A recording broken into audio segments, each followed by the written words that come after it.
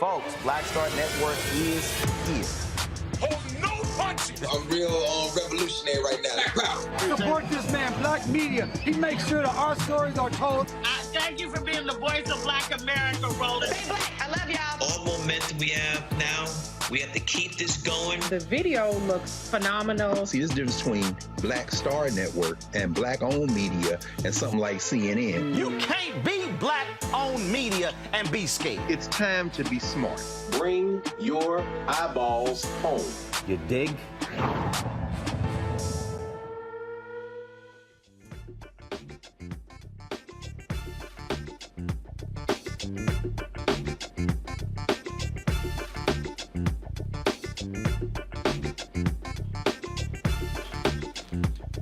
Today is Monday, October 24th, 2022. Coming up on Roland Martin Unfiltered, broadcasting live on the Black Star Network from Statesboro, Georgia, where in an hour there's going to be a community event here focused on the midterm elections. The focus in this state is to elect Stacey Abrams as governor and re-elect Raphael Warnock as the senator from the state of Georgia. We'll talk to folks here about that, including the pastor of this church that we are broadcasting from, with regards to what this city is doing to turn out the vote for those two black candidates. Also on today's show, Republicans have done all they can to impose voter suppression, but a lot of their tactics are backfiring. A case in Texas has been dropped. Cases in Florida have been dropped. We'll talk with an official with the Counsel of the Voting Rights from the Southern Coalition for Social Justice about how they continue to fight these efforts when it comes to voter suppression. More than 7.5 million people have already voted early in this country. An NBC voter poll says that's because people are energized about this year's election. Records have been broken here in Georgia. Early voting started today in Texas. I was in Houston yet last night for a GOTV rally as well. Plus, we'll tell you how Virginia sent about 60,000 voters to the wrong precincts. Speaking of Georgia, Senator Lindsey Graham gets some help from Clarence Thomas to keep him from testifying in the investigation by DA Fannie Willis regarding the 2020 election and the efforts by Donald Trump to try to steal that election. Also, one officer takes a plea, and the other officer decides to let a Minnesota judge decide what his punishment will be for the death of George Floyd. We'll give you those details. It's also Breast Cancer Awareness Month, and I'll talk to a two-time breast cancer survivor and a doctor about the importance of getting breast exams. In our memoriam, we have Reverend Charles Sherrod, who passed away, folks, last week. It is time to bring the funk on Roland Martin Unfiltered on the Black Star Network from Georgia. Let's go. He's got it. Whatever the miss, he's on it. Whatever it is, he's got the scoop, the fact, the find. And when it breaks, he's right on time and it's rolling. Best believe he's knowing. Putting it down from sports to news to politics. With entertainment just for kicks, he's rolling. It's on go, roll, y'all. It's Roland Martin, rolling with Roland now. He's funk, he's fresh, he's real, the best, you know he's Roland Martin now.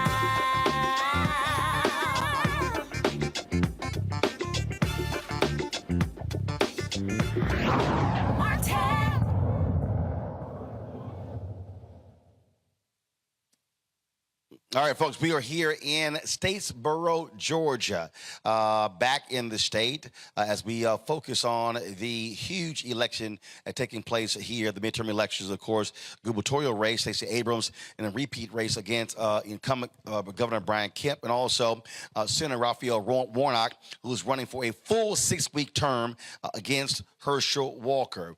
Massive voter turnout has been taking place, but you still have Republicans doing their best to suppress the vote. A Texas man, folks, who last year made headlines a couple of years ago when he voted in the 2020 election, actually had his case tossed last week. The Texas Attorney General Ken Paxton, who happens to also be under federal investigation, he filed 2 counts of illegal voting against 60-year-old Harvest Rogers for voting while on parole in 2020. Well, in Texas, people who knowingly vote while on parole or probation, that is a second-degree felony, where a Texas district court judge dismissed the charges because the Attorney General can't prosecute elections crimes unilaterally. Rogers said he was unaware of his ineligibility to vote, thus waited 6 hours to cast a ballot. He is not alone because 72% of all voter fraud charges brought by Paxton have been against people of color. Mitchell Brown is the Counsel on Voting Rights for the Southern Coalition for Social Justice, based out of North Carolina, and he joins us now from Washington, D.C. I'm glad to have you on the show, Mitchell. I mean, this is the thing that we're looking at here, whether it was this case, whether it is the efforts by Governor Ron DeSantis in Florida to target the formerly incarcerated. This is absolutely meant to send a chilling effect and to keep folks formerly incarcerated, especially black people, from using their right to vote. Absolutely. Absolutely. You know, these are political ploys to chill black voters and brown voters. And it's not about what you can prove in court, but it's about how you can chill voters and stop them from exercising their right to vote. That's what these cases are about. And as you noted, courts in Texas and in Florida have stopped, you know, Governor DeSantis and Ken Paxton from doing that, from making this a political ploy. And so I'm glad to see it. But what it does, though, it forces these individuals to have to spend time, money, and resources fighting a legal battle. It causes organizations like yours and others to have to spend resources, and that's what this is all about. This is, I mean, we can look at numerous states in terms of how they are trying to stop folks from voting, and if they can get someone to say, man, you know what, I don't even want to chance that thing, so I'm just not even going to go and vote, that's how they win. Exactly. And we had a case in 2018 where we represented 5 voters in North Carolina in Alamance County.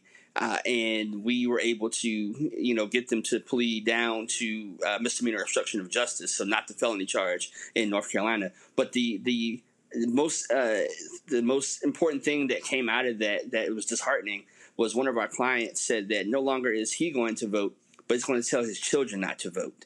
And so you have this generational, disenfranchisement, this generational vote suppression that comes just from somebody trying to exercise their right to vote. They are criminalizing the ballot box, whether it be in North Carolina, Texas, Florida, or even Georgia. Especially in Georgia where you are right now with SB 202, they're trying to criminalize handing out water. Why are you trying to diminish the right to vote? You should be wanting to, make it larger and make sure more people are able to vote. But again, this is a political ploy to gain political points, and we have to fight back. Well, and again, and we're seeing, again, the strategy here in terms of how they're targeting folks, because as we're seeing more people who are formerly incarcerated get their right to vote, many of these same Republicans oppose, criminal justice reform. And so what they fear these are going to be potentially Democratic voters. Absolutely. They fear that, and it just piles on top of each other. You have this criminalization of the ballot box, as we call it, but then you tie in redistricting efforts, you tie in voter ID laws, and you see one thing after the other that just places barriers in front of people trying to exercise their right to vote. So they are scared. And that's been their playbook for so many years, especially after Shelby County, which struck down the Section 5 of the Voting Rights Act, which protected Black voters in particular. They've become more emboldened now to pass laws to diminish the right to vote because they're scared that they're going to lose their place in the political hierarchy. And that's just not the way it should be. Again, we should be wanting to make sure more people are voting and to encourage voting. That's what we do. That's what half of us do. And so we have to, continue to spread the message, and we can't give up hope. Those who want to encourage voting, we can't give up hope. One of the things that, again, when you look at how these folks think, is a perfect example. I saw this tweet today from Texas Senator John Cornyn. And give me a second, I'm going to pull this tweet up. And he was doing his part to try to downplay voter suppression. And so this is what he tweeted: more in voter suppression news. Turnout tracker. Saturday's early vote total in Georgia was up 159% from the 2018 midterms and even surpassed 2020 by 20%, the Secretary of State's office said. And so, quoting Politico. So this is what they try to do. And we saw Supreme Court Justice, Chief Justice John Roberts do the exact same thing in his ruling in Shelby v. Holder. In their minds, there can't be voter suppression because we're seeing record turnout. But voter suppression is not directly correlated to a decrease in voting. Voter suppression is about making it even more difficult for people to vote, forcing people to have to use provisional ballots. Now what you're now seeing is these laws where anybody can literally challenge someone. I saw one account where this woman went to go vote and someone who wasn't even present challenged her right to vote. And so she said, wait a minute, what's going on here? And so by having these laws where any citizen can just file any challenge, they are trying to keep thousands of Black people from voting. Yeah, it's said that if you can't win the game, then you have to rig the game. And that's what, sadly, the Republicans and many Republican legislatures are doing. by allowing these voter challenges to go forward. You know, luckily in some states, similar to North Carolina, we have a strong state board of elections that's able to filter out, you know, genuine challenges versus those who are more nefarious. But again, when you're trying to rig the election, when you're trying to rig the scales of justice in favor of your party by preventing people from voting, you know, you have to call it out, you know, and as you noted, Justice Roberts said in Shelby County that basic discrimination doesn't exist in the same way. I would always tell him to go talk to my clients. Go talk to my clients who were prevented, almost prevented from voting in North Carolina, given the voter ID law, a law that the Fourth Circuit, United States Court of Appeals for the Fourth Circuit said target black voters with surgical precision. My clients were almost disenfranchised, but it had not been for the Southern Coalition for Social Justice and other organizations stepping up to the plate to stand in the gap for them and to prevent this atrocity from happening, they may have been disenfranchised. And so, yes, discrimination may not be as in your face as it was in the past with our foremothers and forefathers, but it's definitely still here. This country was built on it. It's built on discrimination and racism. This country has a habit of stepping into discriminatory tactics, and we have to, again, continue to call them out on it and continue to push back against laws that will prevent people from voting. Absolutely. Mitchell Brown, we certainly appreciate. Thank you so very much for joining us on today's show. Thank you so much for having me. All right, I want to bring my panel in right now. Dr. Julian Malvo, Dean of the College of Ethnic Studies at California State University, Los Angeles. Joining us, Eugene Craig, CEO of X Factor Media, and also Dr. Avis Jones DeWeaver, leadership strategist, will also be joining us as well. Eugene, I want to start with you. I mean, I really get a kick. Is Eugene there? I want to make sure he's there. Okay, all right. So, Julian, I'm going to start with you. Here's the thing that, again, it is so ridiculous with these Republicans. They will say, "Oh, look at the turnout. Oh my God, we didn't suppress the vote." Well, if you look at poll taxes, if you look at literacy tests, if you look at the efforts, how they are purging folks from the rolls. It is voter suppression when they are doing their best to frustrate people, to make them jump through hoops, to make them jump over hurdles, to go through a minefield just to be able to cast a ballot. It is all by design, because if it wasn't, then they wouldn't be using all of these tactics under the guise of voter fraud when they literally cannot prove voter fraud.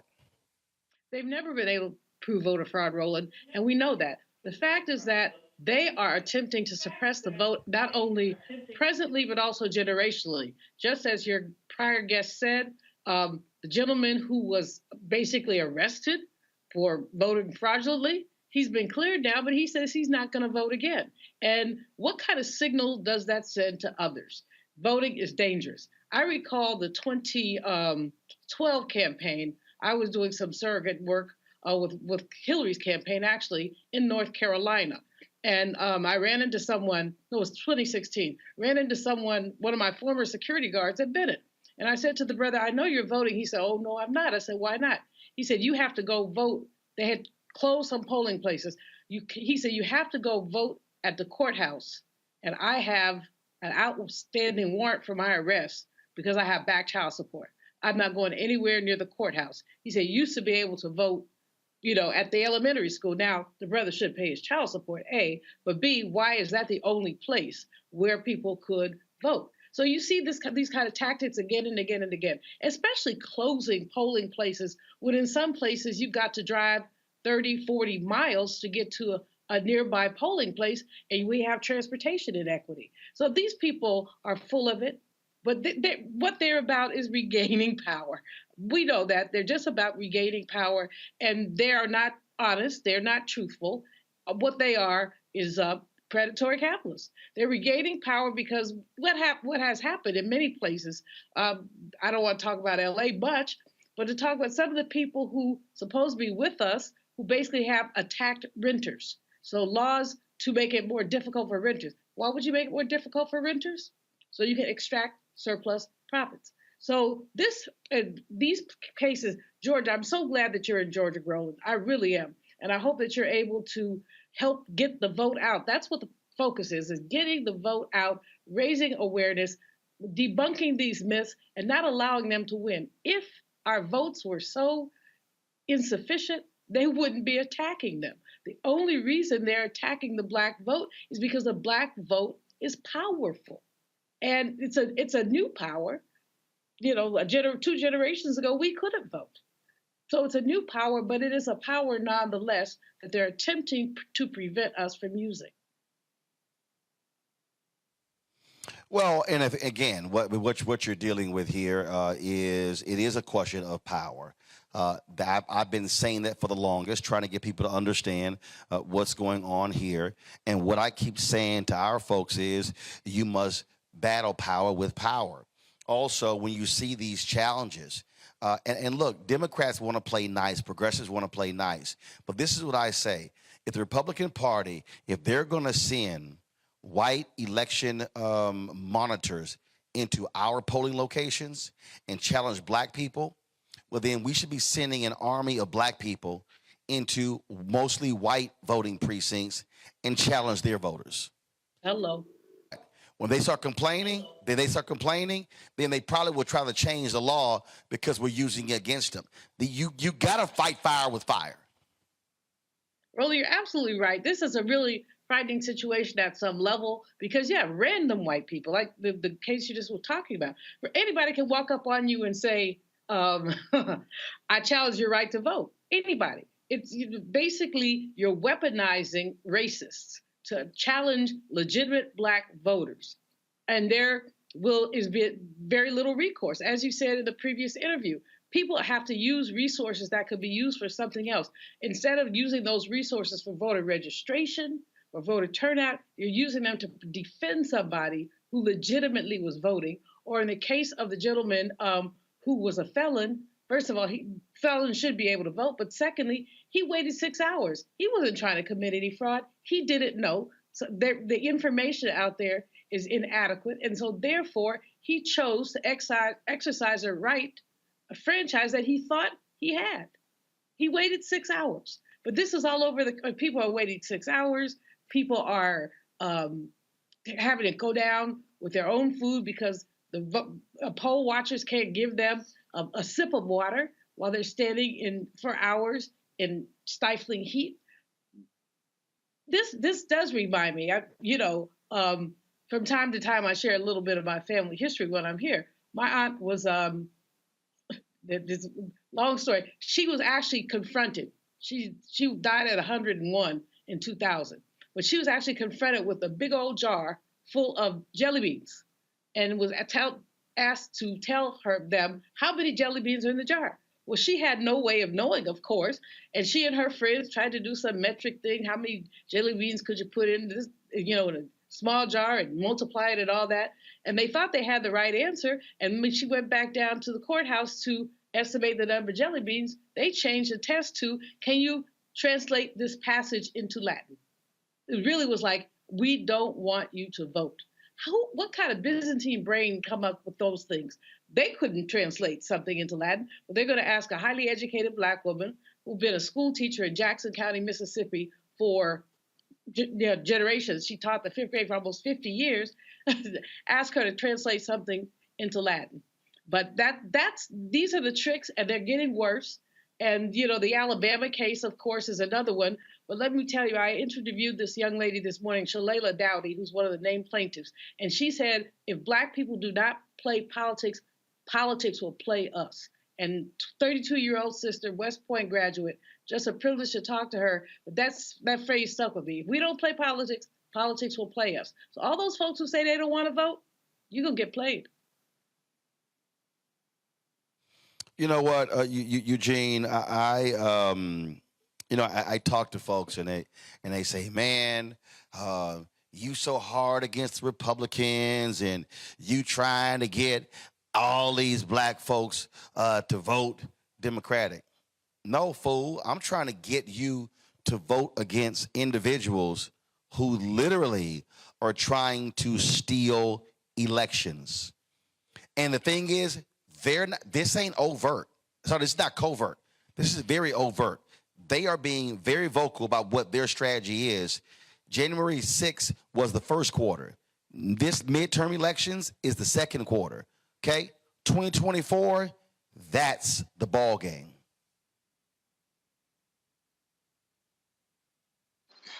You have a bunch of Secretary of State candidates that are openly running and saying, hey, we are literally running just to certify the election the way that we decide it's going to go, not how the voters decide it's going to go. You have a bunch of gubernatorial candidates that are literally running on either the big lie or the future big lie, and willing participants in it, like folk like Carrie Lake. You have, folk like Abbott and DeSantis who, have held on the power, know what they can do with power, and are ready to turn it up a whole nother level if given another term. The thing is this, it's not necessarily about getting people to turn out and vote Democrat. It's about getting people to turn out and vote and stop bad actors. And folk got to work towards it. Look, your rights are at stake here. And you have a lot of bad actors that are on the ballot that very well will be in power for the next 2 to 4 years. And also I just get a kick out of the Republicans, Eugene, who say, oh no, we want to keep things free and fair. They literally are desperately searching under rocks for voter fraud, and they can't find it. Crazy it is, right? Here in Maryland, we have a gubernatorial candidate that is a whack job, to the point where he just accepted a gift openly from the Proud Boys, right? Dan Cox went up to Pennsylvania to be part of Trump's quote-unquote legal team. And at this point, he's openly saying that, it's not a shoo-in that he'll accept the election results the same way, he kind of was preaching that, in the primary. Well, the kicker and the gag here in Maryland is that Republicans control the boards of elections of all the counties because we have a Republican governor. So, these guys are just literally out of their mind. Shit, camera died. And so, folks, here's the deal here. We're going to continue to cover what's going on. We're going to take a break right now. We come back. We're going to talk about polling data showing the level of enthusiasm, folks turning out to vote. They continue to vote in Georgia. In Texas, again, early voting begins today in Texas. Polls open at 7 a.m. this morning. And so we're going to show you some of the GOTV rally that I emceed yesterday in Houston. And we'll talk about these new polls as well. And we'll talk about polls also in general, because what I keep trying to explain to people, stop sitting here fretting over every poll that comes out. Spend your time driving your friends and family to the polls, because that is the ultimate poll result, what happens by November 8th. You're watching Roland Martin Unfiltered right here on the Black Star Network, live from Statesboro, Georgia. We'll be back in a moment.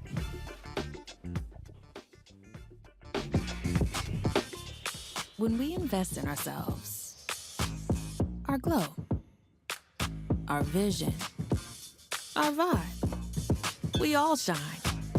Together, we are black beyond measure. Welcome to Atlanta, one of the most expensive housing markets in America.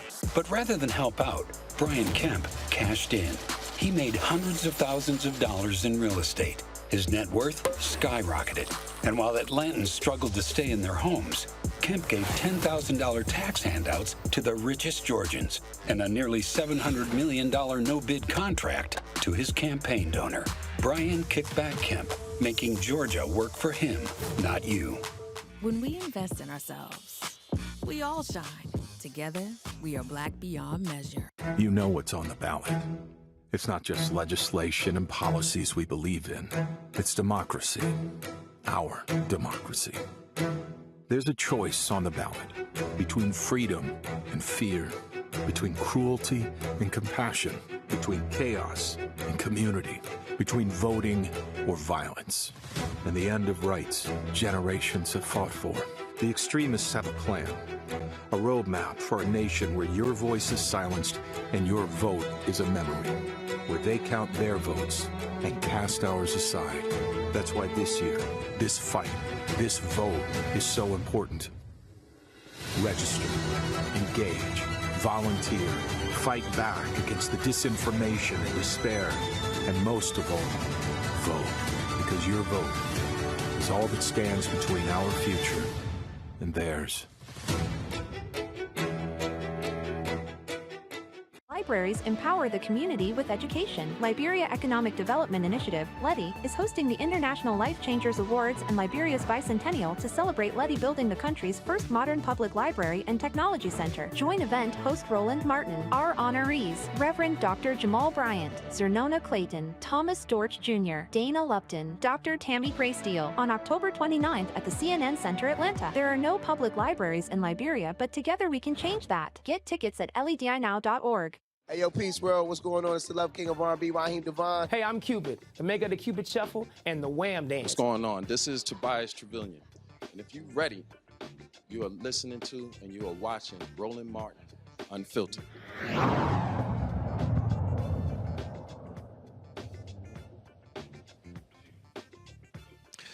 All right, folks, we're here at Agape Worship Center in Statesboro, Georgia, where in the next hour we're going to be having a community forum talking about this election. We're 15 days away from Election Day, and we are seeing a significant movement when it comes to voting across the country. Some 7.5 million people have already voted, about 10% of that just in this state, breaking records in a huge way. In Texas, they are voting today as well for the first time. Polls open in the great state of Texas. I was in Houston on yesterday for a GOTV rally, and we're going to be showing you just a little bit of that. There were a number of performers out there, and so we had a great time with the folks there in Houston. Again, encouraging folks to get out and vote. That's what it was all about. And so a new NBC poll also, folks, is showing that most Americans believe the political opposition is an existential threat to America.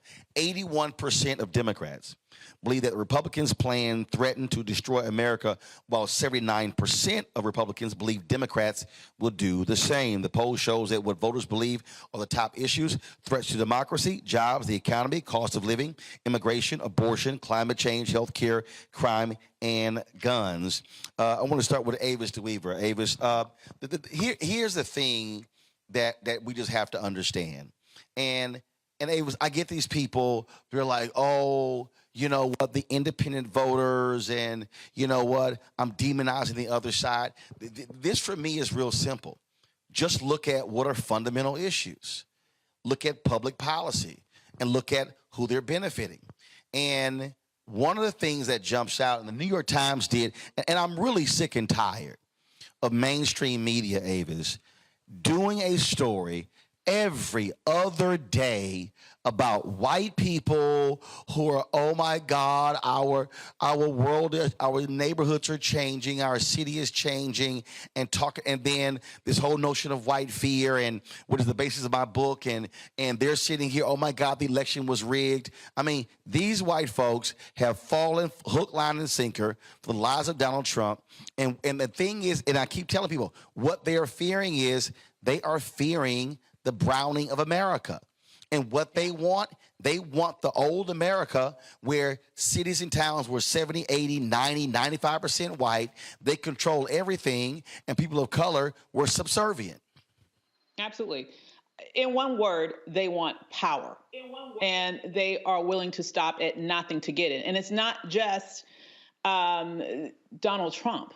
This is the thing that we need to really come face to face with as a nation. Donald Trump is merely the conduit for this feeling of entitlement, for this feeling of undeserved privilege that people don't want to go away, and specifically this large cohort of white people in America. And so really what we're seeing here is, as you mentioned, people hearkening back to a time of just overtly undeserved privilege on steroids, right? And wanting that time to never end. When they are seeing the quote unquote browning of America, what they are seeing then is a reduction of their power if we remain in a democratic system where majorities are supposed to rule. And that is exactly why a survey out of, ironically, professors in Texas a couple of years ago found that white people who held racially intolerant views, their support of democracy declined under the current circumstance, and their support of dictatorships grew. It's because they know if they no longer have the majority, which is the power-wielding bloc in a democracy, be damned democracy. There is no sort of real desire to maintain that system. It's the desire to maintain power by any means necessary. And right now, the means would mean autocratic governing tendencies. And that's why we're seeing such a strong focus in terms of what's going on in the Republican Party right now. It is not about preserving democracy at all. It's about taking power at all costs, because they understand that a rising majority that is not majority white will chip away at the power that they have been able to wield unfairly in this nation for generations, and they're not going to go down without a fight. Here's the thing that jumps out here, Julian, when I look at this New York Times article.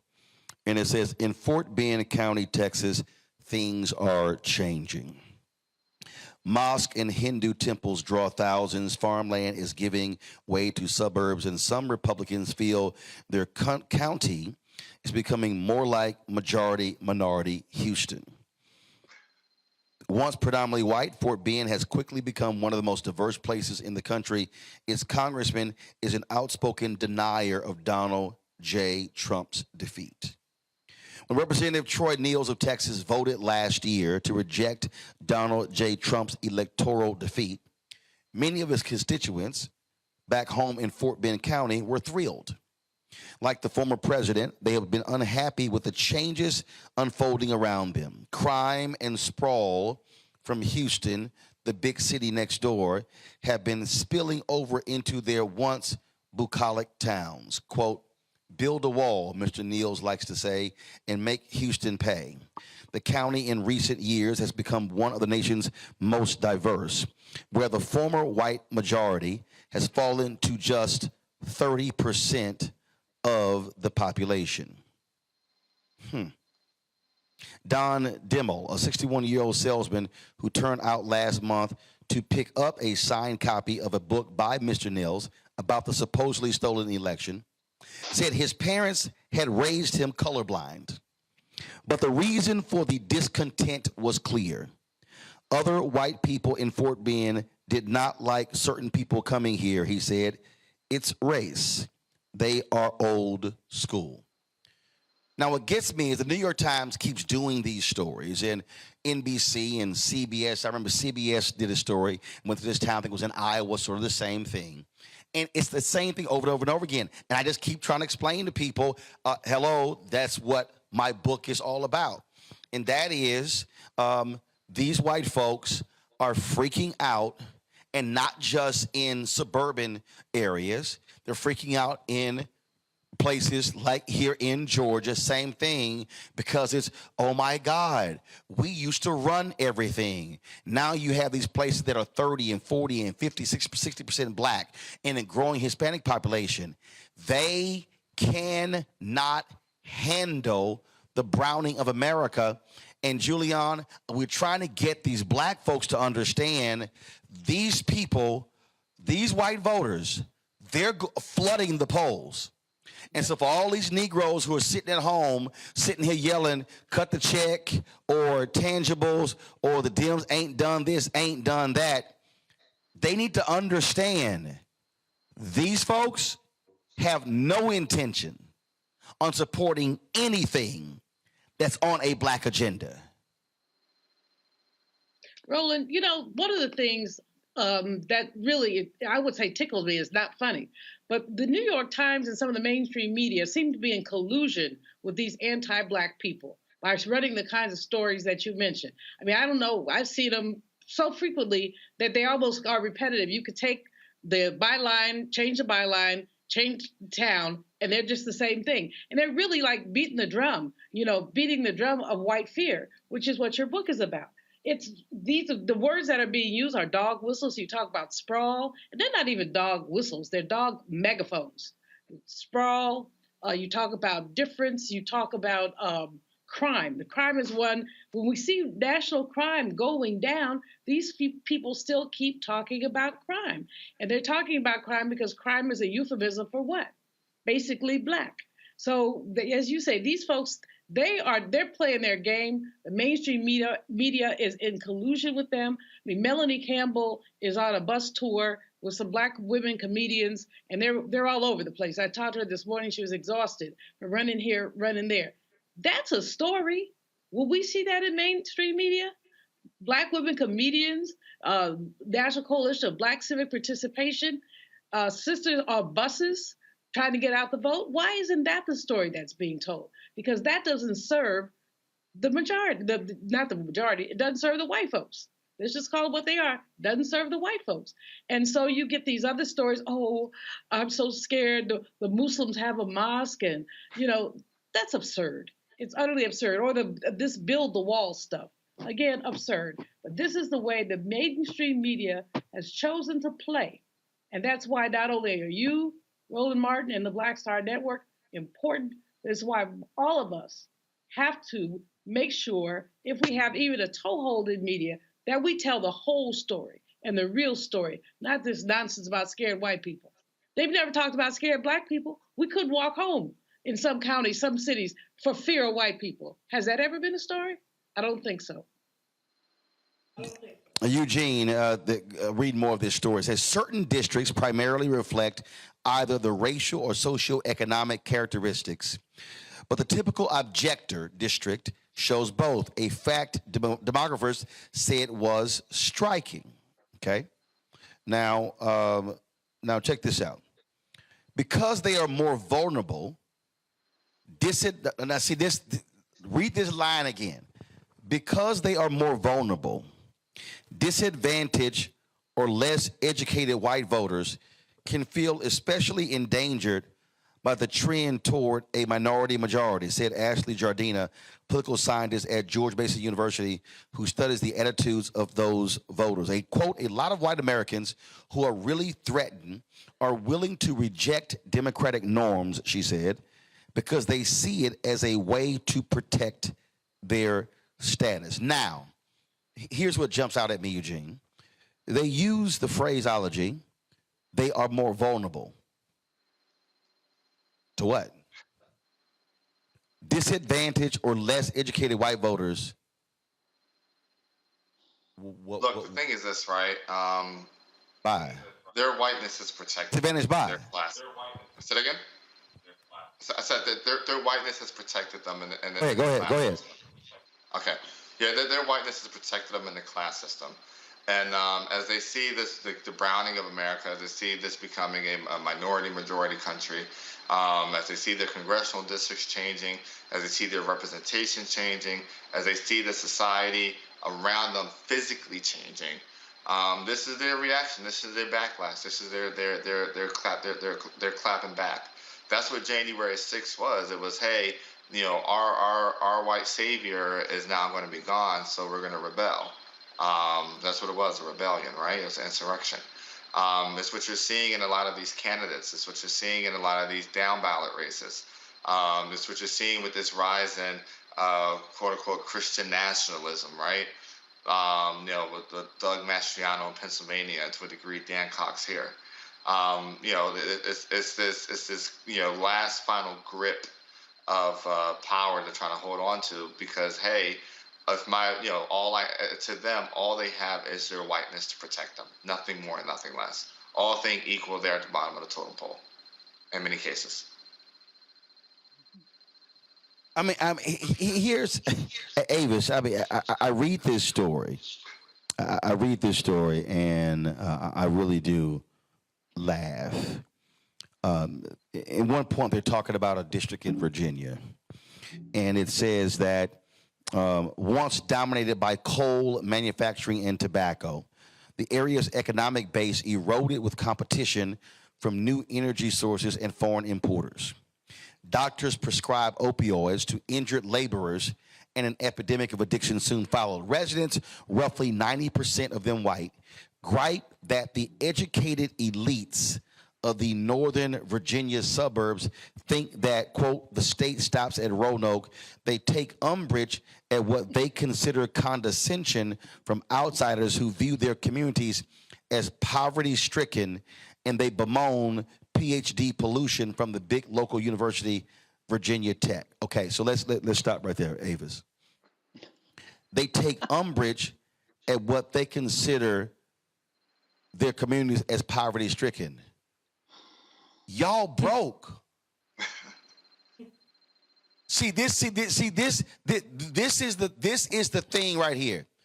In many of these towns and communities, Avis, these white people are walking around in denial about being broke. And so they're literally voting against their own economic interests. But here's the one that just jumps out at me, Avis, is going to blow you away. They were talking about, this was a place in Appalachia, and they were talking about the folk who got sick. And now the number of coal miners has plunged to less than 2,000 from more than 10,000 employed at about 340 mines 3 decades ago. Then it goes on to talk about this district in New Jersey, where in Lebanon, population 3,100, where they have 7 addiction clinics. And they talk about people who are sick, and they talk about folk who have diabetes and other illnesses. Yet these are the same people who hated the Affordable Care Act. So they're complaining about their illnesses. They're complaining about being sick. They're complaining by saying, government forgot us, but Trump didn't, when Trump wanted to get rid of the Affordable Care Act, lied for 4 years saying he had a health plan that was never presented. And so you sit here and you go, what is wrong with you people? And the problem here is you literally cannot talk common sense into people who have none. Oh, absolutely you can't. Well, as a Black elite PhD, let me give my prescription to what's going on here. I wonder, why don't they just pull themselves up by their bootstraps? Wonder why not? I wonder, it sounds like they're undeserving poor, doesn't it? I want us to think about these phrases that's been hurled at Black people for generations, poor Black people for generations. But now when we're talking about poor white people, we're supposed to feel sympathy because they're drug addicted and they don't have sense enough to get up and move someplace where they can find jobs? Really? We're supposed to have sympathy for that. What we're seeing right now is people who have been drunk on undeserved white privilege for generations. And just like Eugene said, if you put them head to head with people who have more drive, determination, have gone out there and achieved more, and particularly if they are Black or other people, they are going to feel umbrage to that because they feel a sense of entitlement that it should have been them. When instead of them doing the things that would have put them in the listen, this country was made to advantage white people, and specifically white men, in every way, shape, and form. If you are a white man and you find yourself poverty-stricken in this country, the country that gives you every advantage imaginable, then the finger you need to be pointing is at yourself, because there's something wrong with you that you didn't have enough damn sense to take advantage of the opportunities that you've been given, and that's been specifically taken away from generations of Black people in this country. For us to be able to do what we have done, and now they feel threatened by it, I say hold up a mirror. The problem isn't the government. The problem isn't black people. The problem is you. Get up off your ass and work. Now, Eugene, you're gonna love this one. You're gonna love this one. Tim Wilson, a 60-year-old Army veteran who owns a business in Christiansburg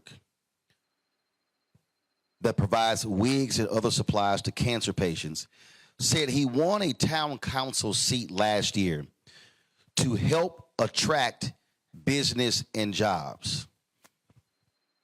Okay, watch this. Yet he feared the cultural cost of outside investment. A big employer, quote, no, it gets better. A big employer, quote, would also bring with it all the executives and what comes with it from Northern Virginia or California, one of the strong blue regions. There is this fear. The same distrust drove feelings about the last election, he said. Democratic elites in the big cities, the ones who took people from being coal miners to being put out on the street, were pushing what he called the myth that the election had run perfectly. If we don't show the people that are a level above us and a level above them in elected offices that we mean business, it'll never change anything. We need to show them that we have the courage to stand up to the status quo. So now let me unpack that, Eugene. So what's his name? Tim. So Tim Wilson is complaining that Tim Wilson is complaining that his city is broke. He said that he was elected to the city council to bring jobs and investment. But poor little Timmy, Eugene, is concerned that, oh my goodness, if we go out and seek investment, then it's going to be those liberals from Northern Virginia and California coming in here with their liberal views. But Timmy, y'all want that liberal money. Yep. Hello. Yep. And when we start thinking about all of these broke red states, and inside of these broke red states are broke red cities. And these same broke red states with broke red cities are filled with white conservative people who love to talk about black folks getting handouts and welfare, yet they're broke red states and broke red cities are absolutely dependent upon money from the same elite blue towns and states, and they have convinced themselves that they are hard workers. So therefore, the money they're getting from the federal government is because of their hard work. Yet them people of color over there who get money, is they lazy. So they're getting freebies. When in fact, if you putting in $1 in taxes and getting $3 back, you are a leech on society. The thing is this. The thing is this, right? I think it's hilarious.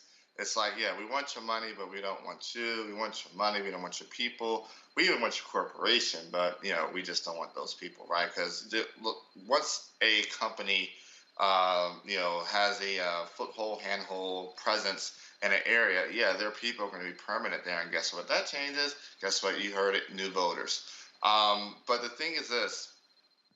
A lot of these broke red counties. When Amazon announces a new HQ or a FedEx or a Lowe's, and all these jobs, they're fighting over it. They're ready to throw the whole county at the company to get it, because they know what that kind of investment brings. They know what that dividend and trickle effect is of having that new economic base come into town. But he said the quiet part out loud. We want your money, but we don't want your people, because your people are going to come down here and force us to actually change our culture. And And see, when you say change our culture, that's changing our white culture. Yep. And Julian, I remember in 2016 when Michael Moore was going on MSNBC and Morning Joe and all these shows, and he was saying how we really need to go to these places and listen to them and listen to their pain and understand where they're coming from. And I said, no, we don't. Because if you are living in enclaves, if you are living in cities and neighborhoods that are 90% white, you are actually not living in 21st century America. You are actually an aberration. And so they want us to go listen to them when no, y'all need to come listen to diverse America and understand what's going on. That's what needs to happen, Julian. You're absolutely right, Roland. I mean, I could not help but laugh as you were reading this guy, first of all, the invasion of PhDs. These are anti-education. These people are anti-education. What's wrong with having a PhD? You know, it means that you have higher education. But these folks embrace their idiocy. But the second part, as you say, they don't want the money. These people have consistently voted against their own economic interests to preserve their non-culture. To use the word culture is laughable. What do they mean by culture? But they have basically pursued or embraced their own economic denouement. I mean, they would prefer to have the elite money stay in Northern Virginia so they can wallow in poverty, you know, down there where they're upset about this and that. And make it plain. They are wallowing in poverty. When you look at these counties, you look at the income, the average income, you look at some of these things, they have almost as much poverty as Black people. Their median income in the southern part of Virginia is about 20 grand less for whites than it is in Northern Virginia, the median income. And so, excuse me, do you enjoy being inferior? Yes. Once Toni Morrison said that the way that white people got to be superior is because no matter what else they had or didn't have, they always had the N-word. That no matter what they did or didn't do, they could always put us down by calling us the N-word.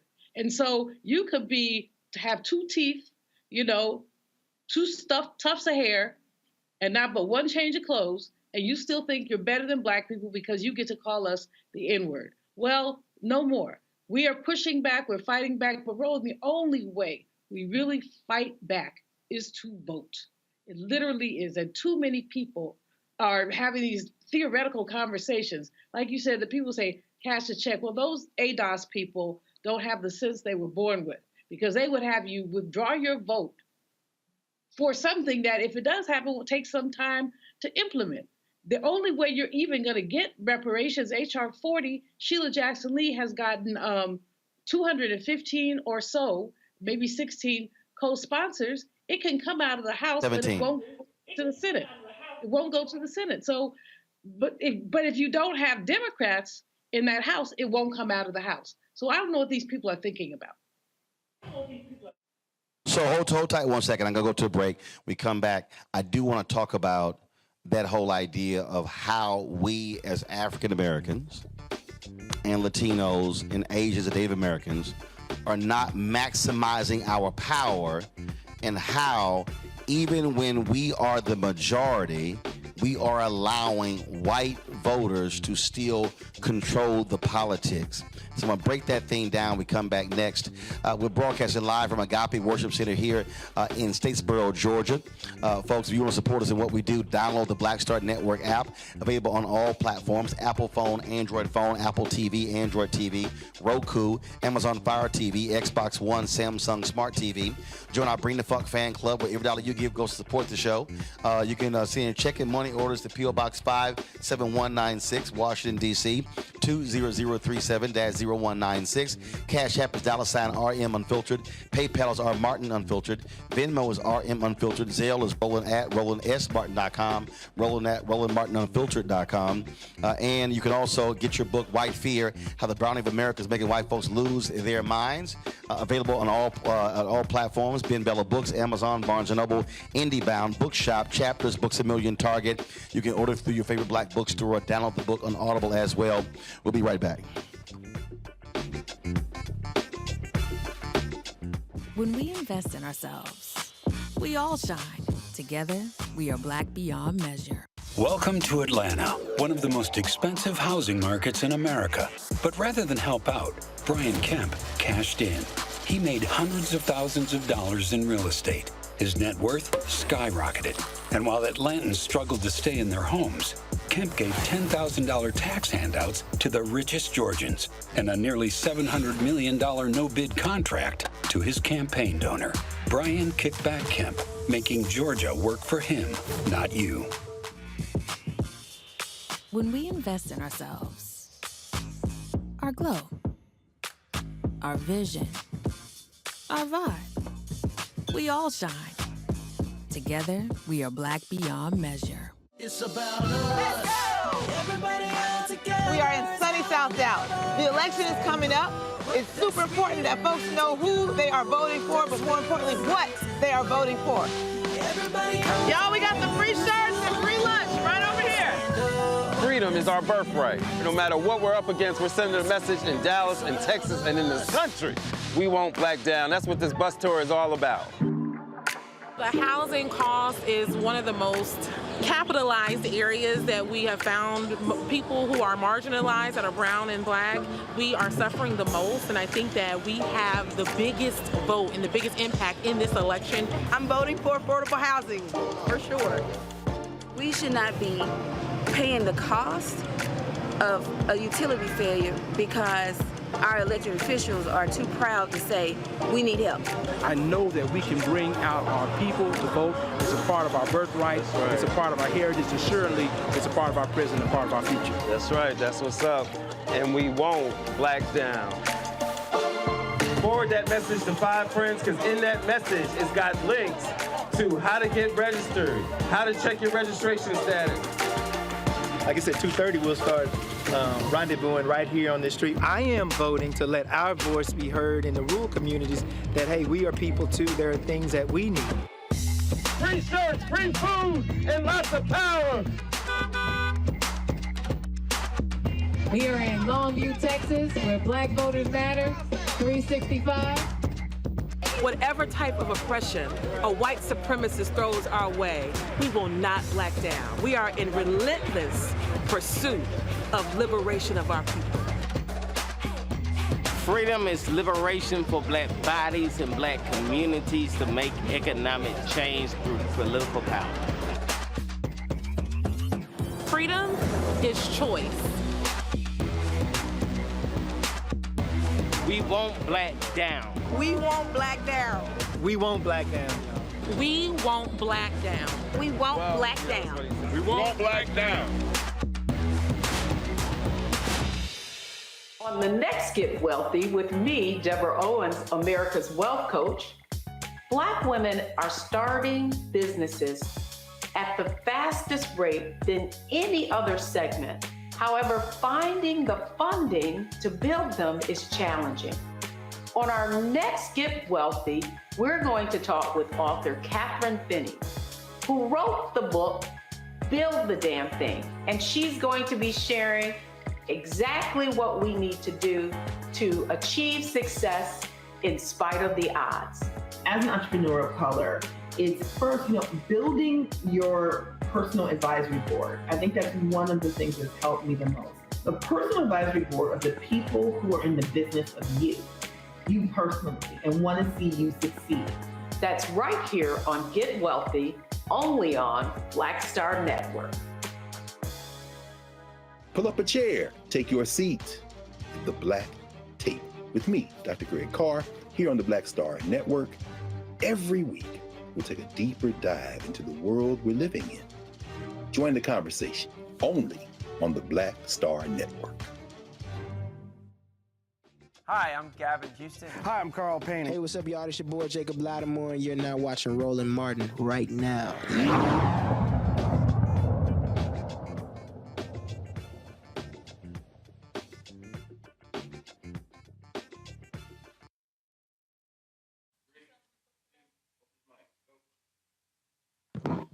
All right, folks, welcome back. So, Eugene, I wanted to start, actually, Avis, I want to start with you. So I'm going to go back to the article I was reading from, and which I found to be real interesting, where they talked about voting strength, voting power.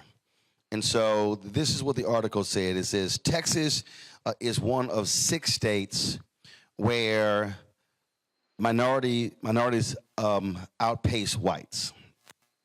And so in the article, it says that even in this particular district, the white population, let me scroll down to it. And this is something I've been saying for the longest, especially when you start listening to all these crazy folks who have no clue about politics. And again, they yell, holler, and scream how they want stuff, but they don't understand. This is what it says. Texas is one of 6 states where the white population is now outnumbered by Black, Hispanic, and Asian residents. Now, keep in mind, when you talk about white Hispanics, who a lot of times align more with white Americans, then that's a different issue. And it says, Mr. Neal's, he's, of course, the MAGA Republican member of Congress. Mr. Neal's district, which includes most of Fort Bend County, is part of the reason. It swung from nearly 70% to less than 40% white over the last 3 decades. So you got a congressional district, Avis, that's less than 40% white.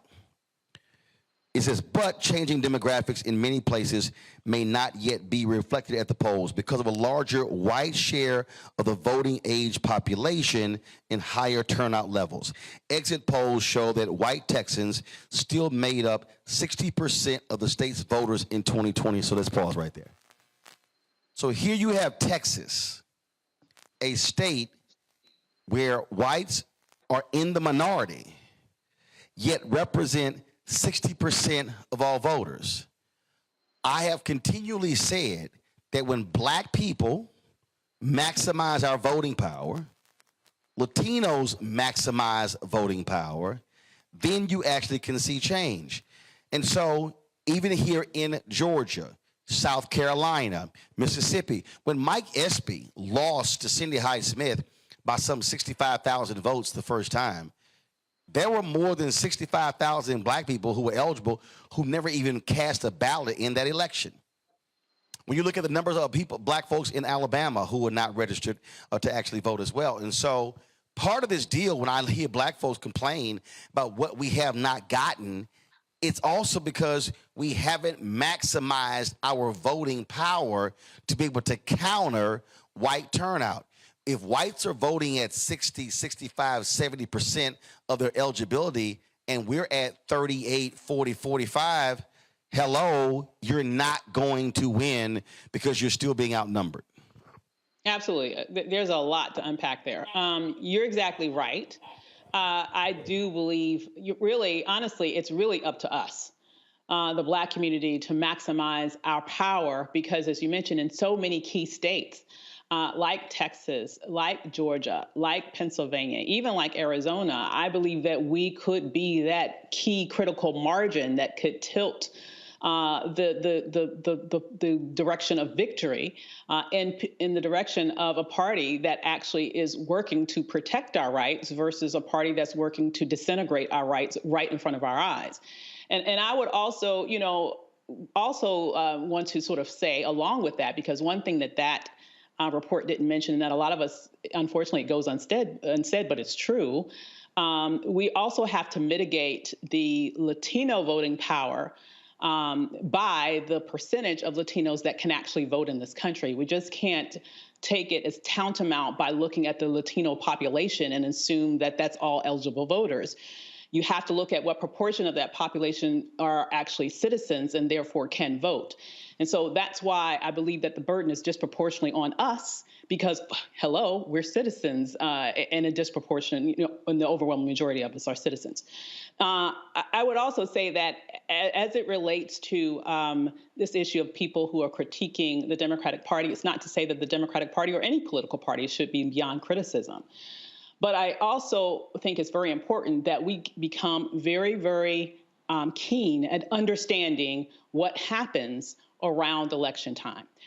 Do you not think it suspicious that certain groups you don't hear a peep from when we're not in an election time? Where have they been for the past several years, right? Where are they once an election is over? There are certain Black groups that you don't hear anything from them until they pop their heads up to tell Black people not to vote. Do you not find that suspicious? I sure do. And I am wondering, how are some of their leaders being funded? I'm just going to go straight there. I think that we should be politically sophisticated enough to understand that there are certain individuals that look like us that get paid royally to suppress our vote. All our skin folk ain't our kinfolk, and we need to recognize that. When you see something suspicious happening, you need to ask yourself, why are they only here now, and why are they singing the same song, and they only sing that same song when it's time for us to get out and vote?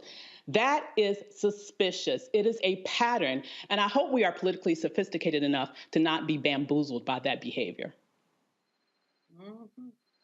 The thing here, Julian, why I want to keep harping on the turnout piece is, I mean, let's use Ferguson as an example.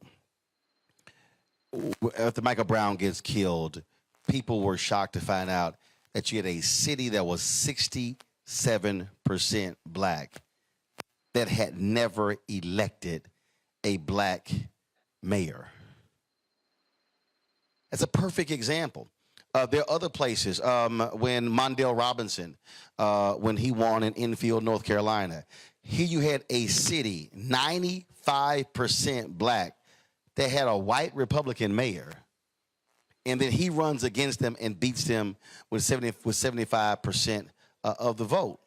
And it is just a perfect example of repeatedly how, in many ways, I'll say this, we're actually our worst enemy when we are not maximizing our numbers to then have political power. You simply cannot look at our numbers and go, wait a minute, some of these places we could be running the table if we voted at 65, 70% of all eligible voters, but we simply are not. I don't understand how we allow ourselves to get played, but we certainly do. And you're absolutely right. We're not voting at our maximum strength. We're not taking advantage of our power, our potential power, certainly. And we allow people who don't mean us any good to come in, and I don't care whether they're Black or white. Thurgood Marshall once said a snake is a snake, whether it's a white snake or a Black snake.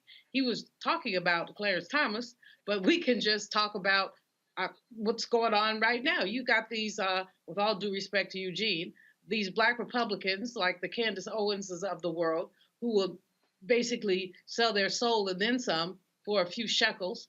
You've got so many others who are basically anti-Black. And Roland, one of the things you said Black and brown a number of times on this broadcast, as has my sister Avis, and we have to really look at the Black and brown thing. I'm sitting here in LA, where you know what happened here, where a so-called Latina basically called a Black child a monkey, talked about consolidating Latino power. Now, there would be no Latino power were there not Black power, because their movement was a footnote to our movement. Let's just be honest. But so when we talk about Black and brown, everybody brown ain't down. Some of our so-called Latino allies are not our allies at all. They are attempting to minimize power. So while I believe in coalitions, I believe that we should work together, I also think that we need to be real clear about what we want. And former Congressman William Clay said, no permanent friends, no permanent enemies, just permanent issues. We have to be really clear and drill down on our issues. And when we do that, we know that we have to vote, that we must vote, that there are no alternatives. If you want white folks to determine your destiny, not just white folks. You want Republican throwbacks to determine your destiny? Stay home, because they will determine your destiny and you won't like it. But if you want to have a foothold in policy, if you want to be part of determining your own destiny, then you will go vote. Eugene, so here's one of the things that I've also been saying, and this might tick off some of the more established Democrats, but ain't like I care. I have said on this show, and I've said other places, that if you're black and you want to give, do not send your money to political campaigns or to the DNC, the DSCC, or DCCC, or Democratic Governors Association. If you are labor organizations, do not send your money there. Why? Because that money is then being controlled by white strategists. And so those white strategists, even in campaigns with black candidates, then don't want to spend money on black people. So I tell black folks, I would rather you send your money to Black Voters Matter, because you know the money is going to get put on the ground for folks to go on door to door, door knocking and doing events. And when you see these reports, oh, this campaign, they raised $20 million or $30 million or whatever, again, these are white strategists who have a stranglehold on the money. You got black staffers who are begging them, can y'all spend some money on black outreach? And it makes no sense whatsoever. And so I've talked to a couple of labor groups who have said that okay, we're just going to run things ourselves. We're just going to actually spend our money direct as opposed to going through these parties. And so if we're talking about, again, controlling our destiny, that's one of the ways you control it, by saying send the money to institutions that you know are going to put that money back into the community to turn out black voters. What happens with these white Democratic strategists who control these campaigns, even the campaigns of black candidates, they in turn only want to put the money on television because that's how they're making their money. They're getting a percentage of the TV buys. They make no money when they put it on the ground, but when you put it on the ground, that's how you actually win. Look, 100%. I say both sides have the issue. I've seen black candidates that will hire some white folk, and them white folk will run the bag up on them. I've seen it on both sides of the aisle. And you're right. You know, they much rather put it on the air than put it on the ground, because on the air they can take a 25-30% commission on ad buy. And you know, you see people, oh, we just did $1 million, $2 million, $3 million ad buy. Some white consultant and strategist just took 25-30% commission on that and made a nice little penny.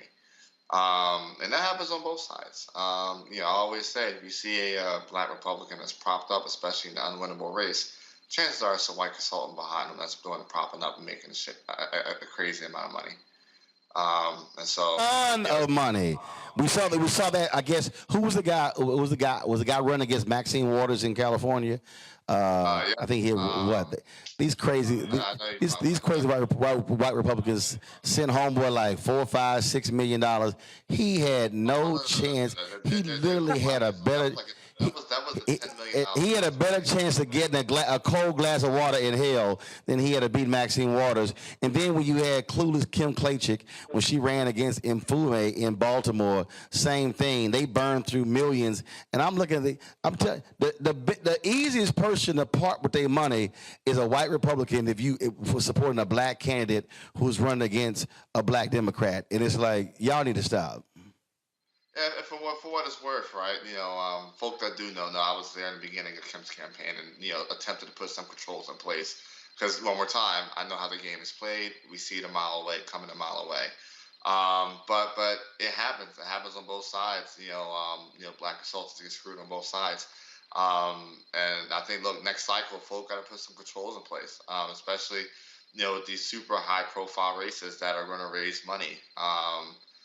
Because, at the end of the day, what does it matter if it's a white consultant there that's controlling those dollars and is going to, rake in an X amount of commission, and just do it all over again. Absolutely, absolutely. All right, folks, hold tight 1 second. We come back. We're going to talk to our guests with regards to breast cancer. Then we're going to have a conversation here in Statesboro about what's happening in this city, in this state. Huge election, huge ramifications as well when it comes to these races. So look forward to having that conversation. Don't forget, folks, if you're watching on YouTube, hit the like button. It's not that hard, y'all. It's a click. It's free. It ain't costing you nothing. Okay? So when we come back, we should easily be having 13, 14, 1,500, 2,000 likes. You can also support the show by downloading the Black Star Network app, available on all platforms. So if you want to watch the show, don't have to watch us on YouTube or Instagram or Twitch. You can watch right there on the app. Apple phone, Android phone, Apple TV, Android TV, Roku, Amazon Fire TV, Xbox One, Samsung Smart TV. Also, join our Bring the Funk fan club where your dollars make it possible for us to do what we do. Of course, that's P.O. Box 57196, Washington, D.C. 20037-0196. That's for checks and money orders. Cash App is $RM Unfiltered. PayPal is R Martin Unfiltered. Venmo is RM Unfiltered. And Zelle is Roland at RolandSMartin.com. Roland at RolandMartinUnfiltered.com. And get a copy of my book, White Fear, How the Browning of America is Making White Folks Lose Their Minds. Available on all bookstores, Amazon, Barnes & Noble. You can also download it from Audible and order through your favorite black bookstore as well. We'll be right back. When we invest in ourselves, we all shine. Together, we are black beyond measure. Welcome to Atlanta, one of the most expensive housing markets in America. But rather than help out, Brian Kemp cashed in. He made hundreds of thousands of dollars in real estate. His net worth skyrocketed. And while Atlantans struggled to stay in their homes, Kemp gave $10,000 tax handouts to the richest Georgians and a nearly $700 million no-bid contract to his campaign donor, Brian Kickback Kemp, making Georgia work for him, not you. When we invest in ourselves, we're investing in what's next for all of us. Growing, creating, making moves that move us all forward. Together, we are black beyond measure. I am on screen, and I am representing what a black man is to the entire world that's gonna see this. And this might be the only black man, a representation of a black man that they see. Right. So I am responsible. Right. For how they see black men. And it's my responsibility to, if I am not playing an upstanding, honorable, someone with a strong principle and moral core, to make sure that this character is so specific. Right. That it is him, not black men. And I wish that more actors would realize how important their position is as an actor of color, playing people of color on screen. Because there are people that see us all over the world in these different images that we portray. And not everyone knows black people to know. Yes. That's not all.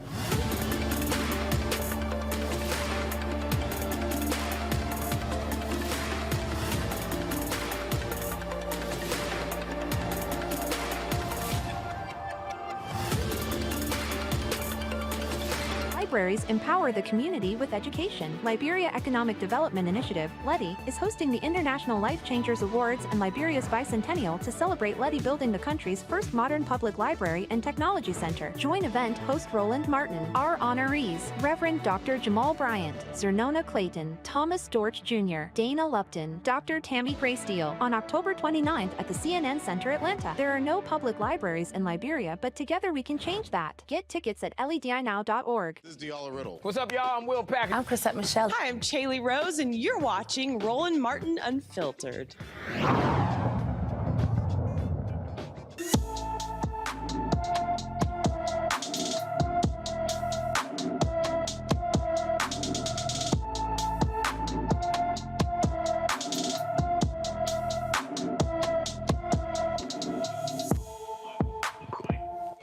Beverly Logan has not been seen since February 2nd, 2022. The Montgomery, Missouri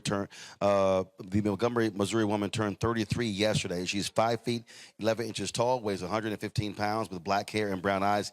Anyone with information about Beverly Logan should call the Montgomery County, Missouri Sheriff's Office at 573-564-8084, 573-564-8084. All right, folks. According to the CDC,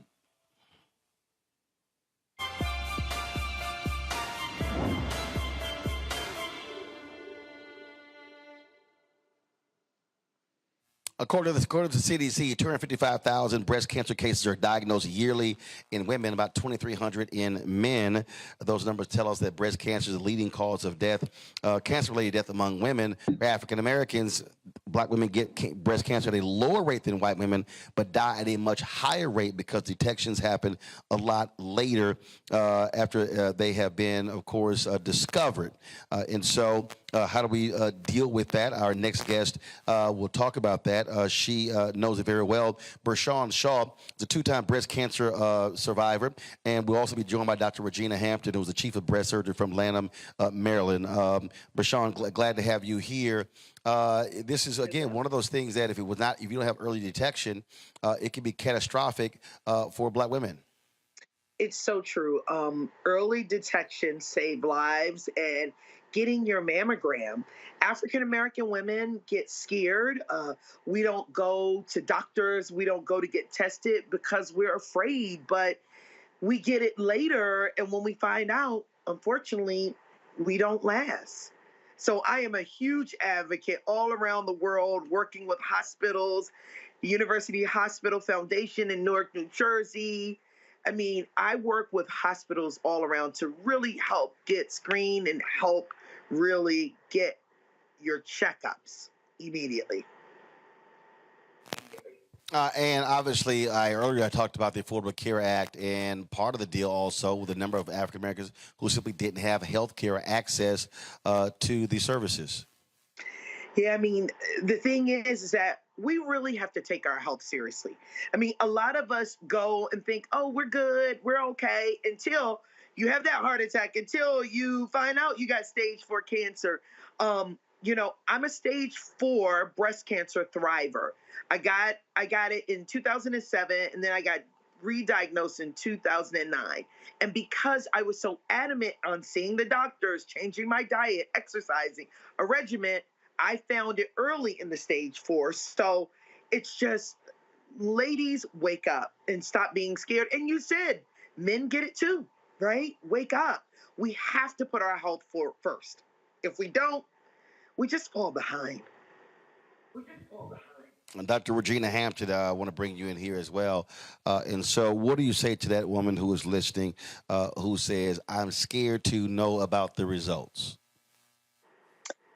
Yeah, I think it's important. Hello, good evening, everybody. I think it's important for women to know that so many things have changed. We've got to stop listening to what happened 20 years ago and realize the treatments have changed. They're more effective. They're less aggressive. And so I really encourage women, as we just heard, to get your mammogram. Don't be afraid. We're all here to help you and get you through it. I love that. On that point, we've heard different numbers. And so when should women begin to take a mammogram? Before it was 50, then it dropped to 40. And then, of course, some folks have said 35. What's the number? So in general, anyone with what we call average risk should get a mammogram starting at age 40. However, it's really important that we know our family history, because if we had women who develop breast cancer at younger ages, then we need to start 10 years earlier. So if mom or grandma were 42, then the women in that family should start by age 30, 32 getting mammograms.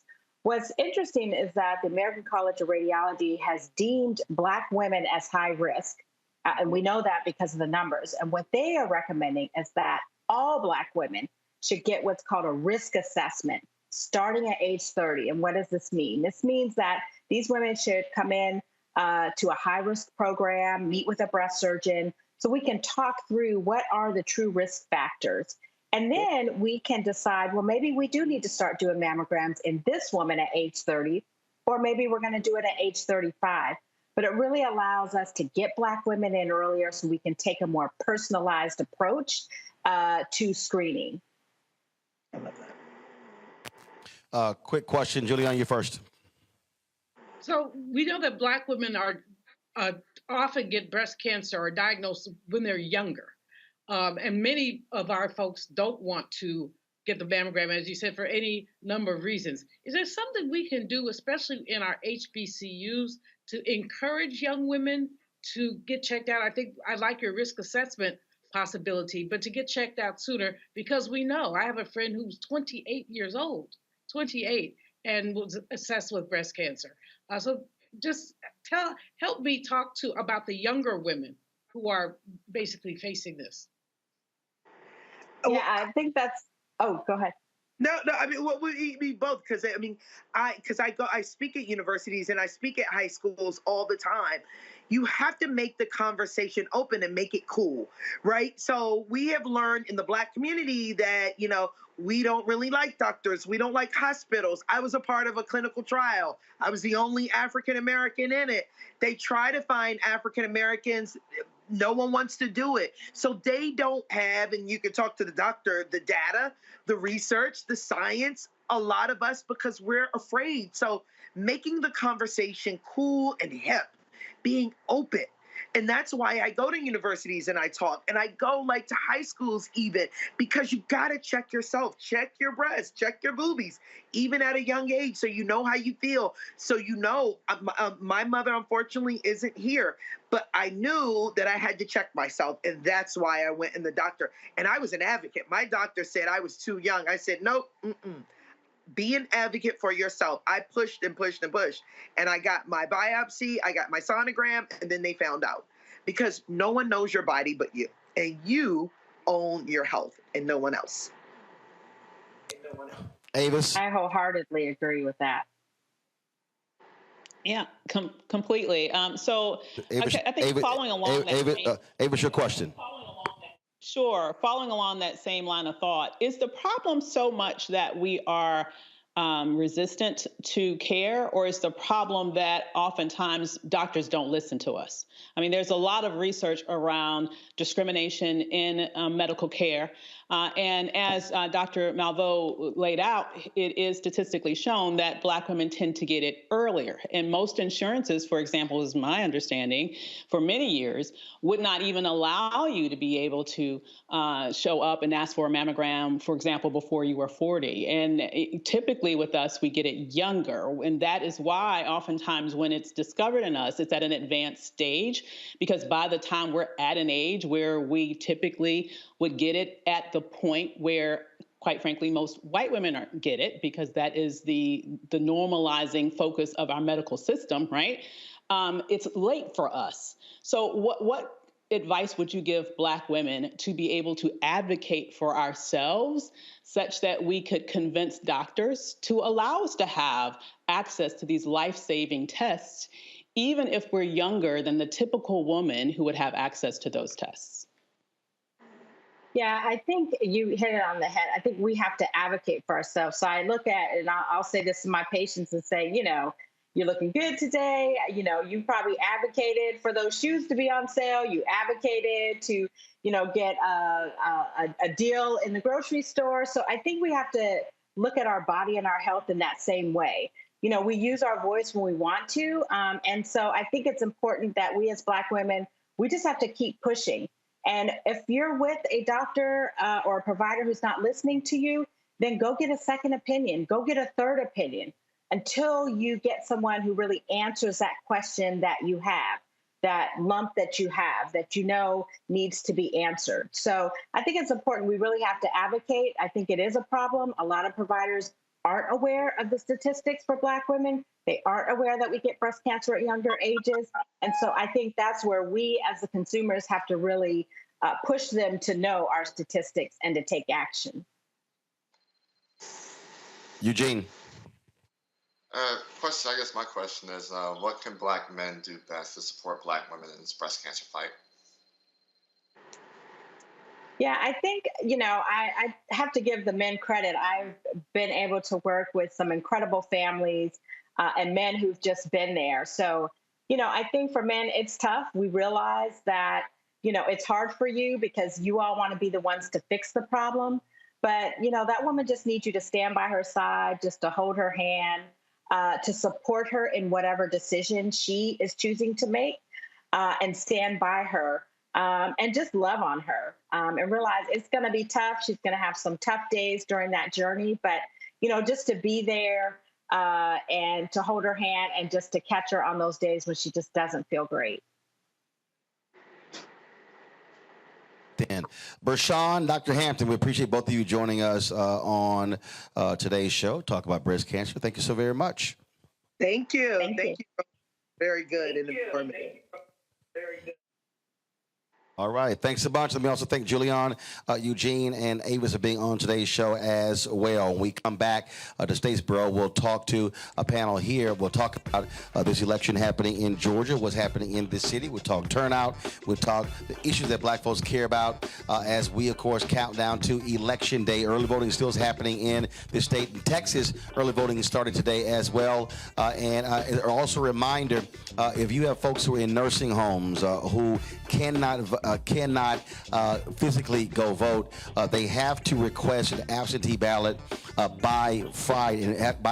The deadline is Friday, and so you must fill that form out and get it back by Friday. And so, folks, please check the election laws in your particular state to know what is required. And so, please do so to make sure that all of our votes are counted. And we'll be right back on Roland Martin Unfiltered on the Black Star Network.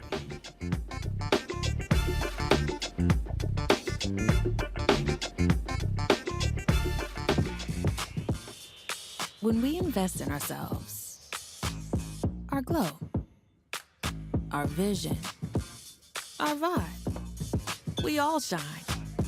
Together, we are black beyond measure. Hi, I'm Dr. Jackie Hood Martin, and I have a question for you. Ever feel as if your life is teetering and the weight and pressure of the world is consistently on your shoulders? Well, let me tell you, living a balanced life isn't easy. Join me each Tuesday on Black Star Network for A Balanced Life with Dr. Jackie. We'll laugh together, cry together, pull ourselves together, and cheer each other on. So join me for new shows each Tuesday on Black Star Network, A Balanced Life with Dr. Jackie.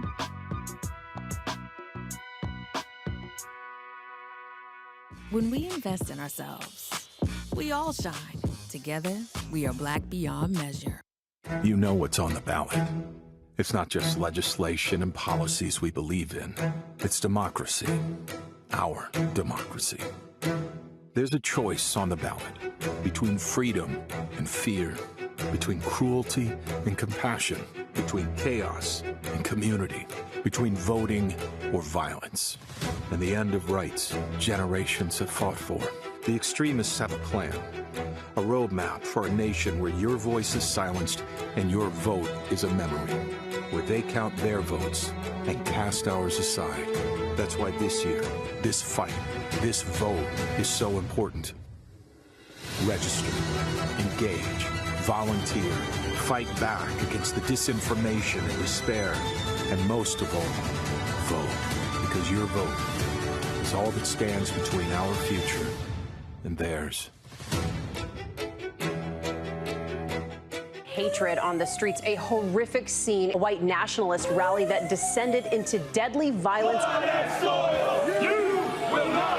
White people are losing their damn minds.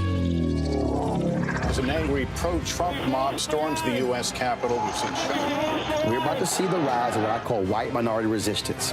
We have seen white folks in this country who simply cannot tolerate black folks voting. I think what we're seeing is the inevitable result of violent denial. This is part of American history. Every time that people of color have made progress, whether real or symbolic, there has been what Carol Anderson at Emory University calls white rage as a backlash. This is the rise of the Proud Boys and the Boogaloo Boys. America, there's going to be more of this. Here's all the Proud Boys, Dave. This country is getting increasingly racist in its behaviors and its attitudes because of the fear of white people. The fear that they're taking our jobs, they're taking our resources, they're taking our women. This is white fear.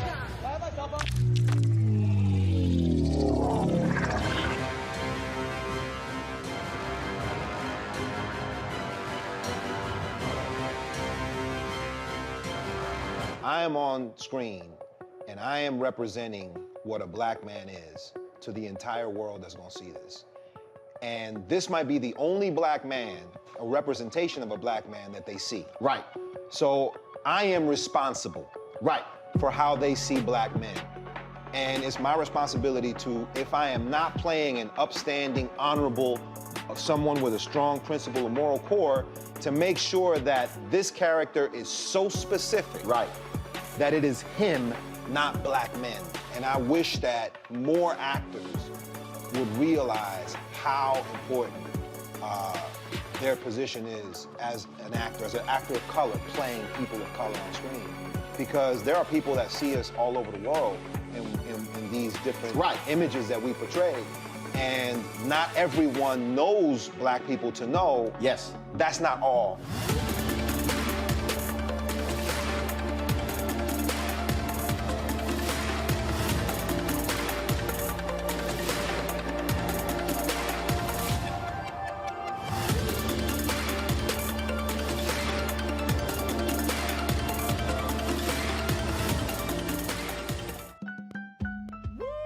We're all impacted by the culture, whether we know it or not. From politics to music and entertainment, it's a huge part of our lives, and we're going to talk about it every day right here on The Culture with me, Faraji Muhammad, only on the Black Star Network. On the next Get Wealthy with me, Deborah Owens, America's Wealth Coach, Black women are starting businesses at the fastest rate than any other segment. However, finding the funding to build them is challenging. On our next Get Wealthy, we're going to talk with author Catherine Finney, who wrote the book, Build the Damn Thing. And she's going to be sharing exactly what we need to do to achieve success in spite of the odds. As an entrepreneur of color, it's first, building your personal advisory board. I think that's one of the things that's helped me the most. The personal advisory board are the people who are in the business of you personally, and want to see you succeed. That's right here on Get Wealthy, only on Black Star Network. Pull up a chair, take your seat at the Black Tape with me, Dr. Greg Carr, here on the Black Star Network. Every week, we'll take a deeper dive into the world we're living in. Join the conversation only on the Black Star Network. Hey, I'm Amber Stevens-West. I'm Avery Sunshine. So this is Roger Bow. I got a message for Roland Ascott Martin.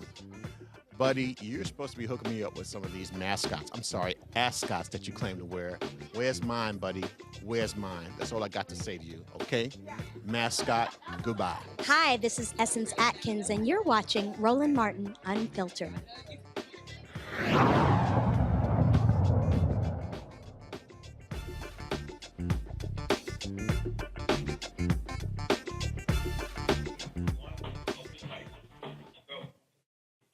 All right, folks, welcome back. Agape Worship Center here in Georgia. Glad to be here, folks. We were back. We were here actually been here the last 2 weeks. And so glad to be here. We're going to chat about what's happening here in this state. We got our panel here. I'm going to start my far left. Go ahead and just introduce yourself, please. I'm Yvette McCall. I'm a representative of Black Voters Matter. All right. Y'all got to share mics. I'm Francis Johnson. I'm chairman of the board for the New Georgia Project and the Action Fund. I pastor 2 churches here and practice law. I'm Jonathan McCollar. I'm the mayor of the city of Statesboro.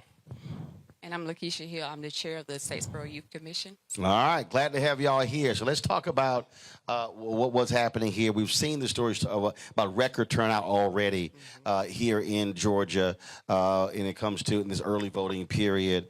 But you were before we were doing the break, you were talking about some of the numbers in terms of absentee balloting, and so just give us a sense of statewide in terms of exactly what's happening here, what's outstanding, how much longer is early voting, and let's talk about that.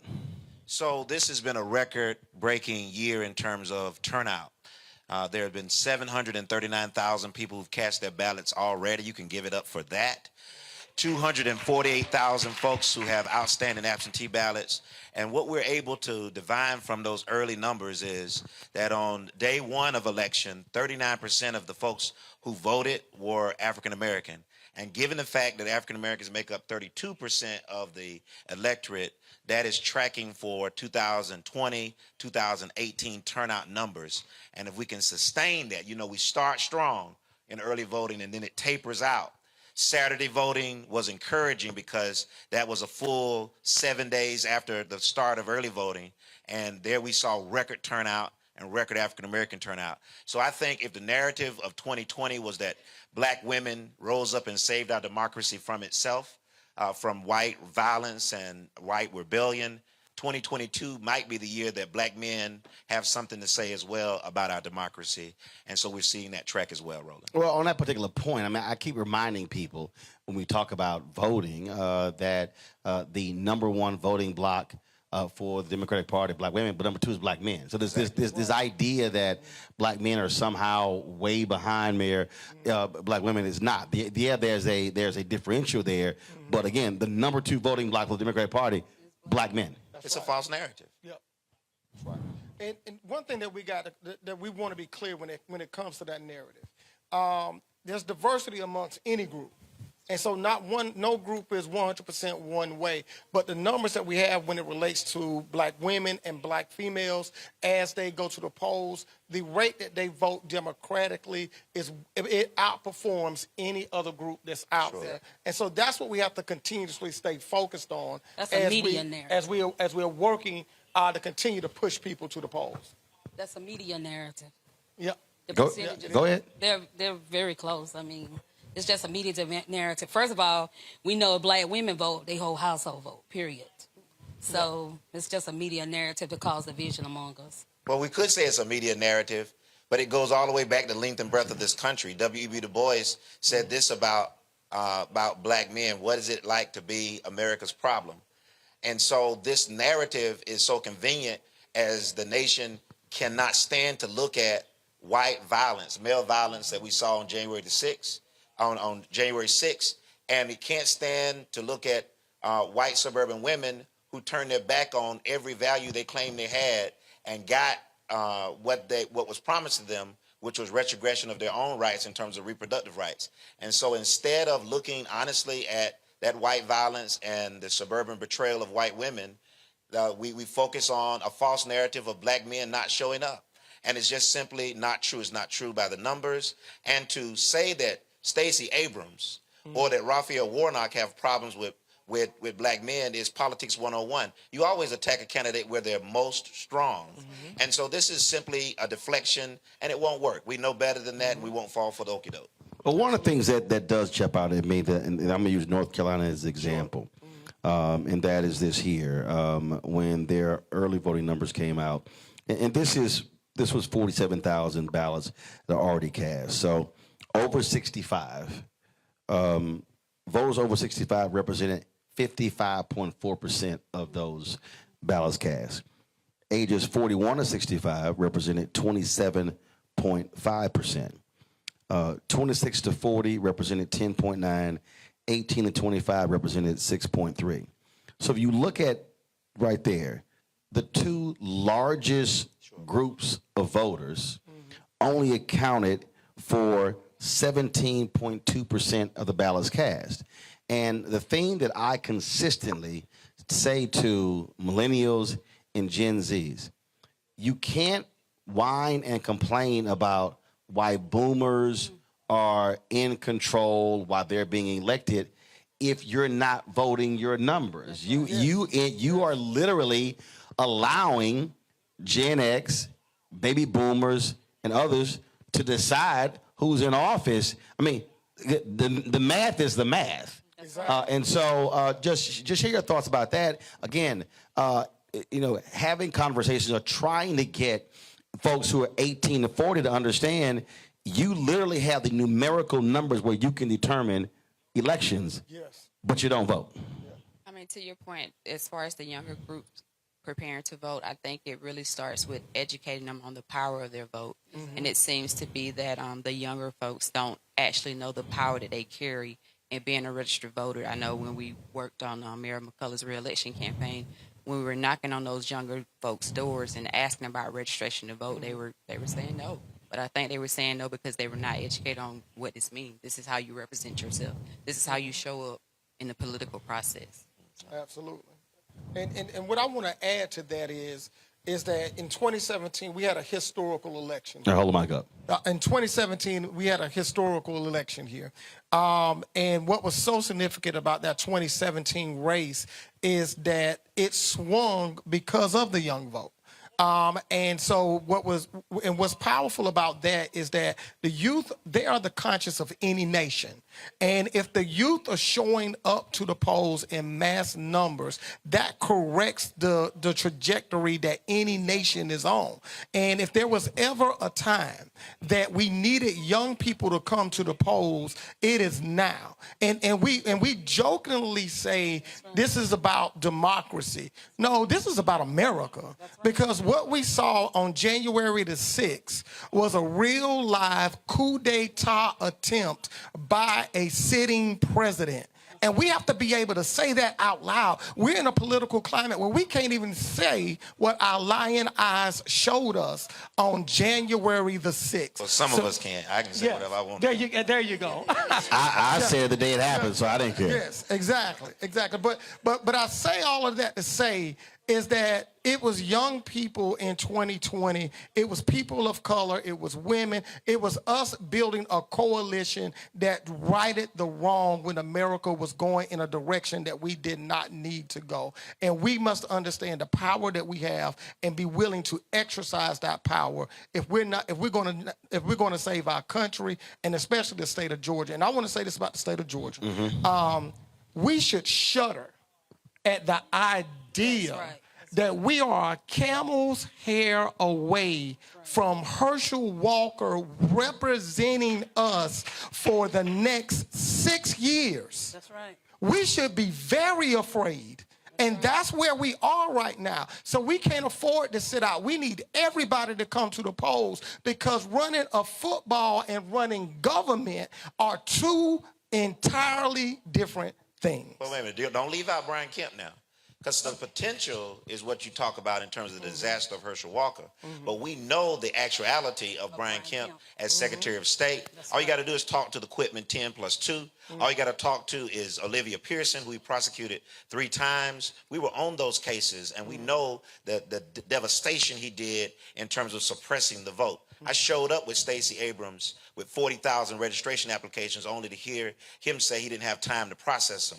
And then 4 years as governor, where the man didn't even know what COVID was and didn't know you can get it contagiously as an airborne disease. His slow response cost millions to the state in terms of our economics. When it comes to real life, his failure to expand Medicaid has cost the lives of more than 12,000 Georgians. So Herschel is a disaster waiting. If we can stop him, Brian Kemp is a disaster in office right now. So for me, the Medicaid expansion is very personal because I had a sister who passed in 2019. I feel like she passed prematurely. She worked as a CNA for over 25 years in the nursing home serving the least of the population. But when she got sick and could not get health care, she went to the emergency room several times. Not once was she told how to get health care. She was told you need to see a cardiologist. And my sister died, in East Georgia Hospital because she had not had the proper health care. I take it very personal that Brian Kemp has not expanded Medicaid. Because as far as I'm concerned, my sister died because he did not expand Medicaid. Had he had Medicaid expanded, someone would have told her, this is how you get insurance so you can be seen properly. My sister had served as a CNA, doing a job that most people don't want to do. And she did it for over 25 years proudly and couldn't even get health care when she needed us. So, yeah, I take it very personal. But we got to be real in this. We got to show up. 30% of registered black voters showed up in 2020 here in Georgia. Only 30%. So out of all, yes. So I'm always about the numbers. And so the number of registered black voters in this state, what is it? The number in terms of percentage, the narrative has changed from 2014 when the New Georgia Project was started. There was 800,000 unregistered African Americans. Right. African American registration is on par with white registration. And that's why they begin every news article today by saying nearly every eligible voter in Georgia is registered. So it's not registration the issue is. It's about turning out. Right. That's but I still want to know. Give me is it? I don't know the exact number. So we're talking about what, 700, 800? 96% of all eligible black voters are eligible to cast the ballot. So, of the 96% of eligible black voters, 30%.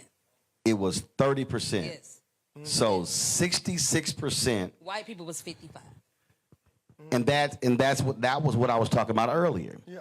And that is when I hear folk talk about black folks, we got so and so elected. The reality is, if we take our number from 30 to 50, That's right. That's right. if we go from 30 to 50, literally, it can be a blowout for whoever we want. Right. Yeah. So we got to stop saying that we keep showing up and getting nothing, because we're absolutely not showing up, not in the numbers that we should. There you go. We can talk and play like we are. We can say we are, but we're not. Yes. When 30% is only showing up, that's a not. Yeah.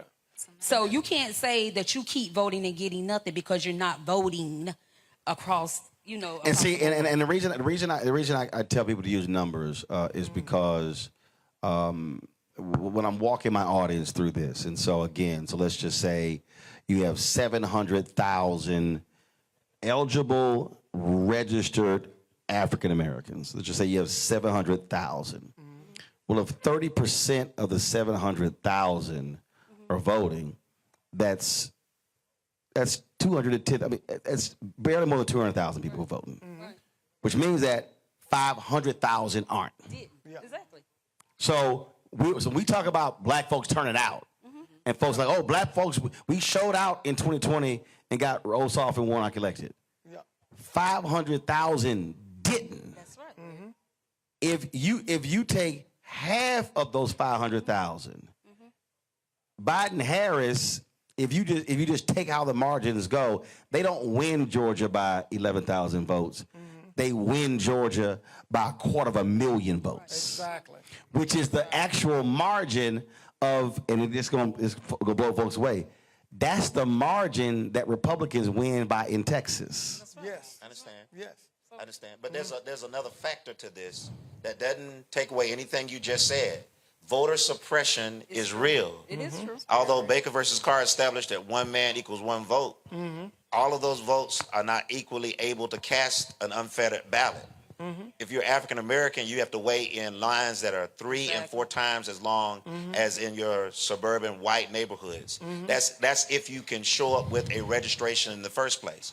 Ethnic sounding names, my wife's name, for example, Dr. Mika Williams-Johnson. If somebody types that into the registration database incorrectly, not by any fault of hers, she might have completed her registration correctly. It now punches her out and sends her a list of maybe 13 things that could be wrong. You figure it out, show up one day and get it straight. Beyond those pieces, which are just technical within the system, by the way, we also have 15 different elections going on at any given time in March for judges, a primary, a runoff, a November election, etc. We do this to confuse voters on purpose. And then when you add the very draconian measures that are in Senate Bill 202, which says, although we're going to make the lines longer and make it difficult for you to even get in the line in the first place, if somebody offers you a drink of water, that becomes a felony. And so when you subtract the number of people who are held in pretrial detention, when you subtract the number of people who attend HBCUs but can't use their HBCU ID to vote, although they go to a school in this state, and you can use a gun registration card to vote, when you layer on all those efforts of voter suppression every day, telling black men, telling black women that your communities don't matter because we don't see the kind of investment you put in during your administration, it's no wonder that as many people who are showing up supporting this democracy are even doing it in the first place. So I'm going to take a break. When we come back, I want to pick up on that, but also I want to talk about in terms of how we continue to mobilize and organize after the election, because I think part of the frustration when we talk about young voters and others, and I do this all around the country, I'm trying to explain to people that the election is the end of one process and it's the beginning of another. And so we'll do that, folks. Again, we're here at New Agape, at Agape Worship Center. Folks, be sure, again, I see your comments. Be sure to hit the like button if you're watching on YouTube, on Facebook, on Twitch, on Instagram, on the Black Star Network app as well. And we'll be right back.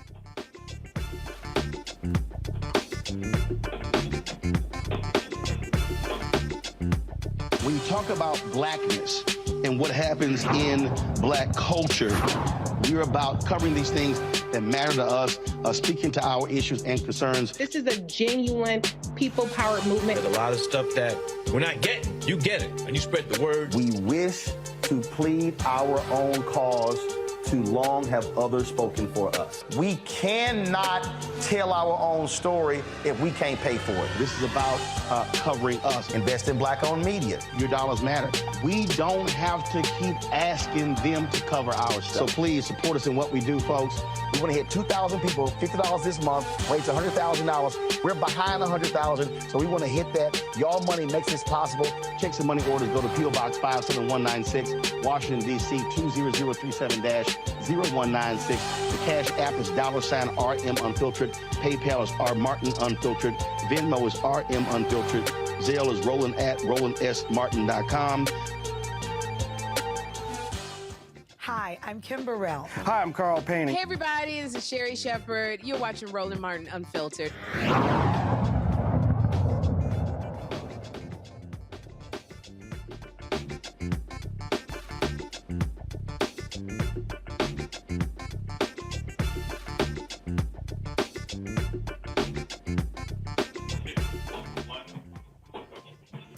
All right, folks, welcome back. Statesboro, Georgia. Glad to be here. And, of course, it is election time.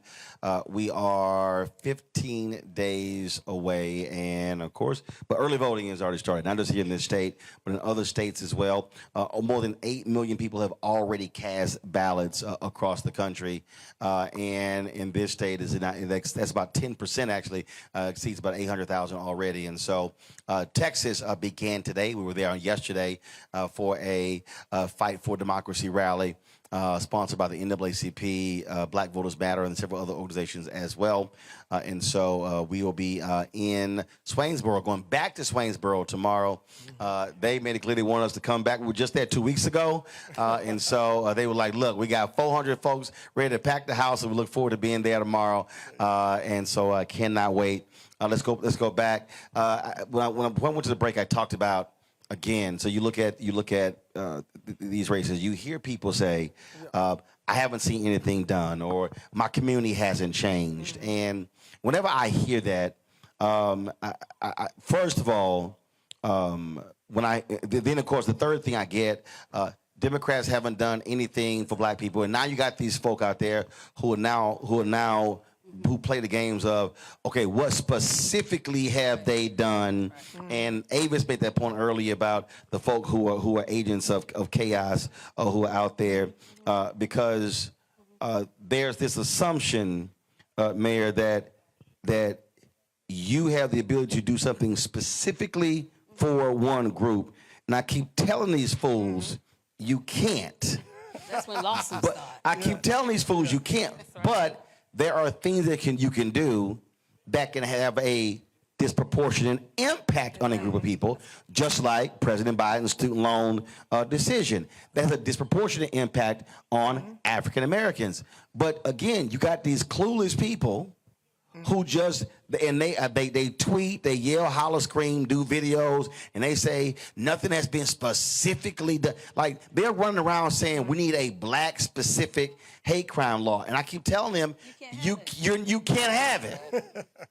Well, this is evidence of not just African Americans, people of color, disenfranchised people not understanding power dynamics. Exactly. Right?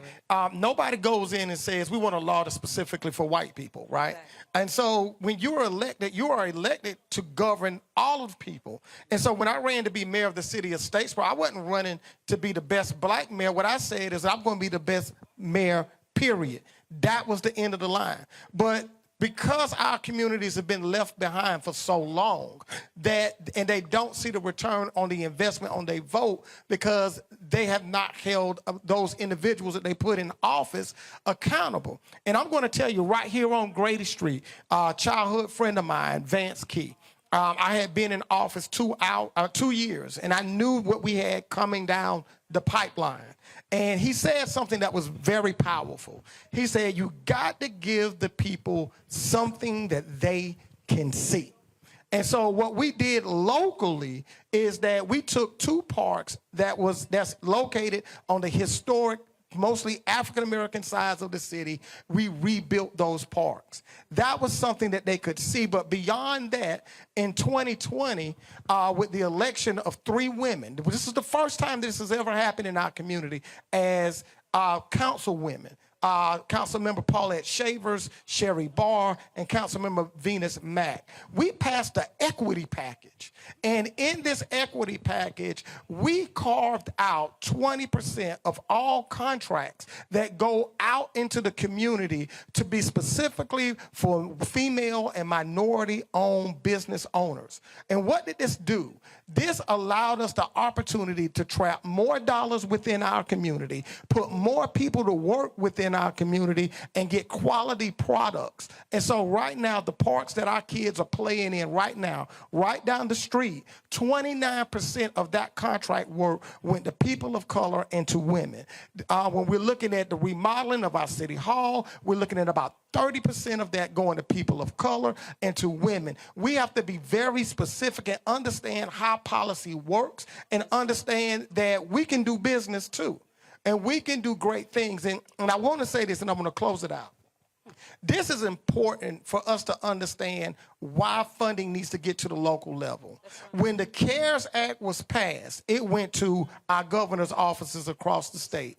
Well, for the city of Statesboro, we were supposed to get $5.7 million. Of that $5.7 million, we only received $1.7 million. Wow. And the $4 million went into the state coffers, and now the governor is going around passing out special projects. And talking about this surplus. A surplus, but the surplus was stolen from us and put into their wallet. And now at the city level and the county level, we've seen the impact of COVID and inflation. We're seeing salaries go up, supplies go up, and that money was intended to save the people at the local level. But when we took over the Senate, that money came straight to this community.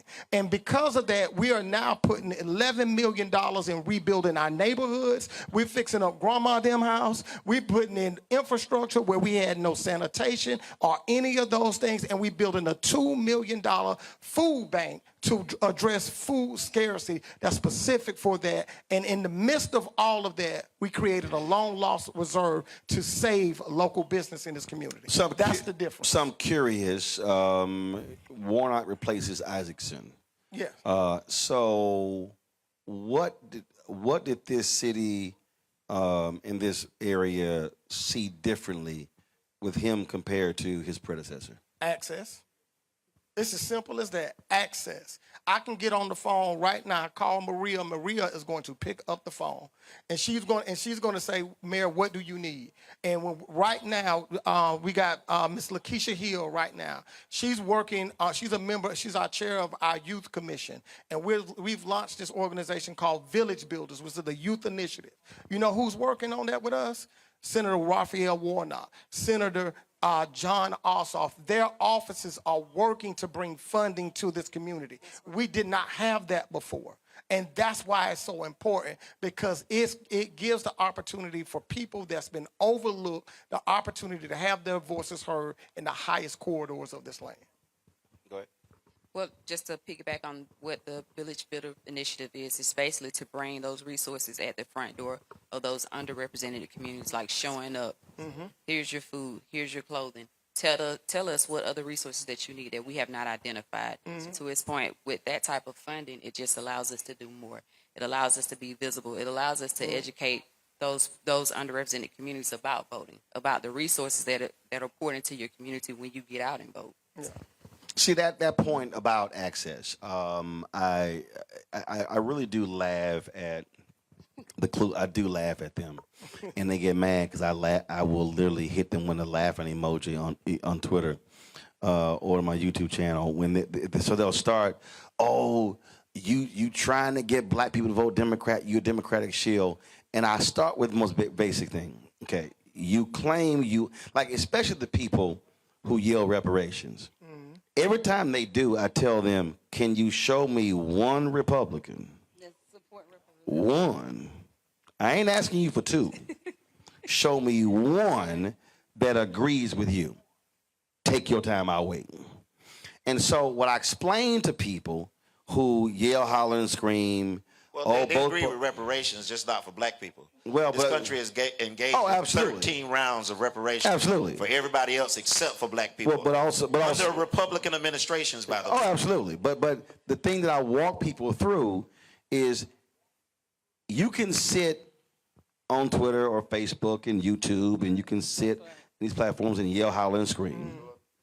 But politics is not about the folk who complain but don't actually engage. And so the first rule of politics is, can I call somebody? Can I reach somebody? Can I get a meeting? Can I get access to then get what I want? Yes. And so what I try to walk people through is to understand that when we're talking about voting, like all the tangible folks, no politician can give you a tangible if they don't win. Exactly.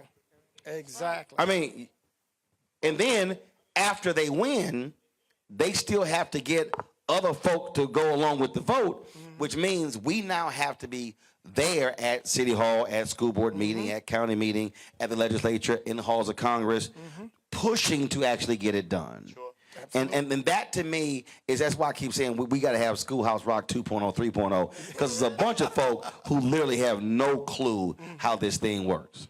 Well, that's exactly how I feel about, I mean, that's one of the things that tug at my heart. We need, I would like to see voters' education, like on the ground level, grassroots, because I think just what you're just saying, they simply just don't know, you know, how politics work, and they don't understand that, like you say, you got to be in the room to get what you want. Didn't Obama say something like, tell me what you want, you tell me whatever? So I think that's what we got to realize. We need some voters' education that's grassroots. But I have a question for Mayor McCullough. Uh-oh. Did you say that how much money was stole from Bullitt County? Stole from they were supposed to get $5.7 million, you got 1.7. We were supposed to receive $5.7 million. We received $1.7 million. So we have county commissioners that actively support Brian Kemp after he did not give us our money. Okay, I just want to make sure. And we have to understand why that's important, especially right now.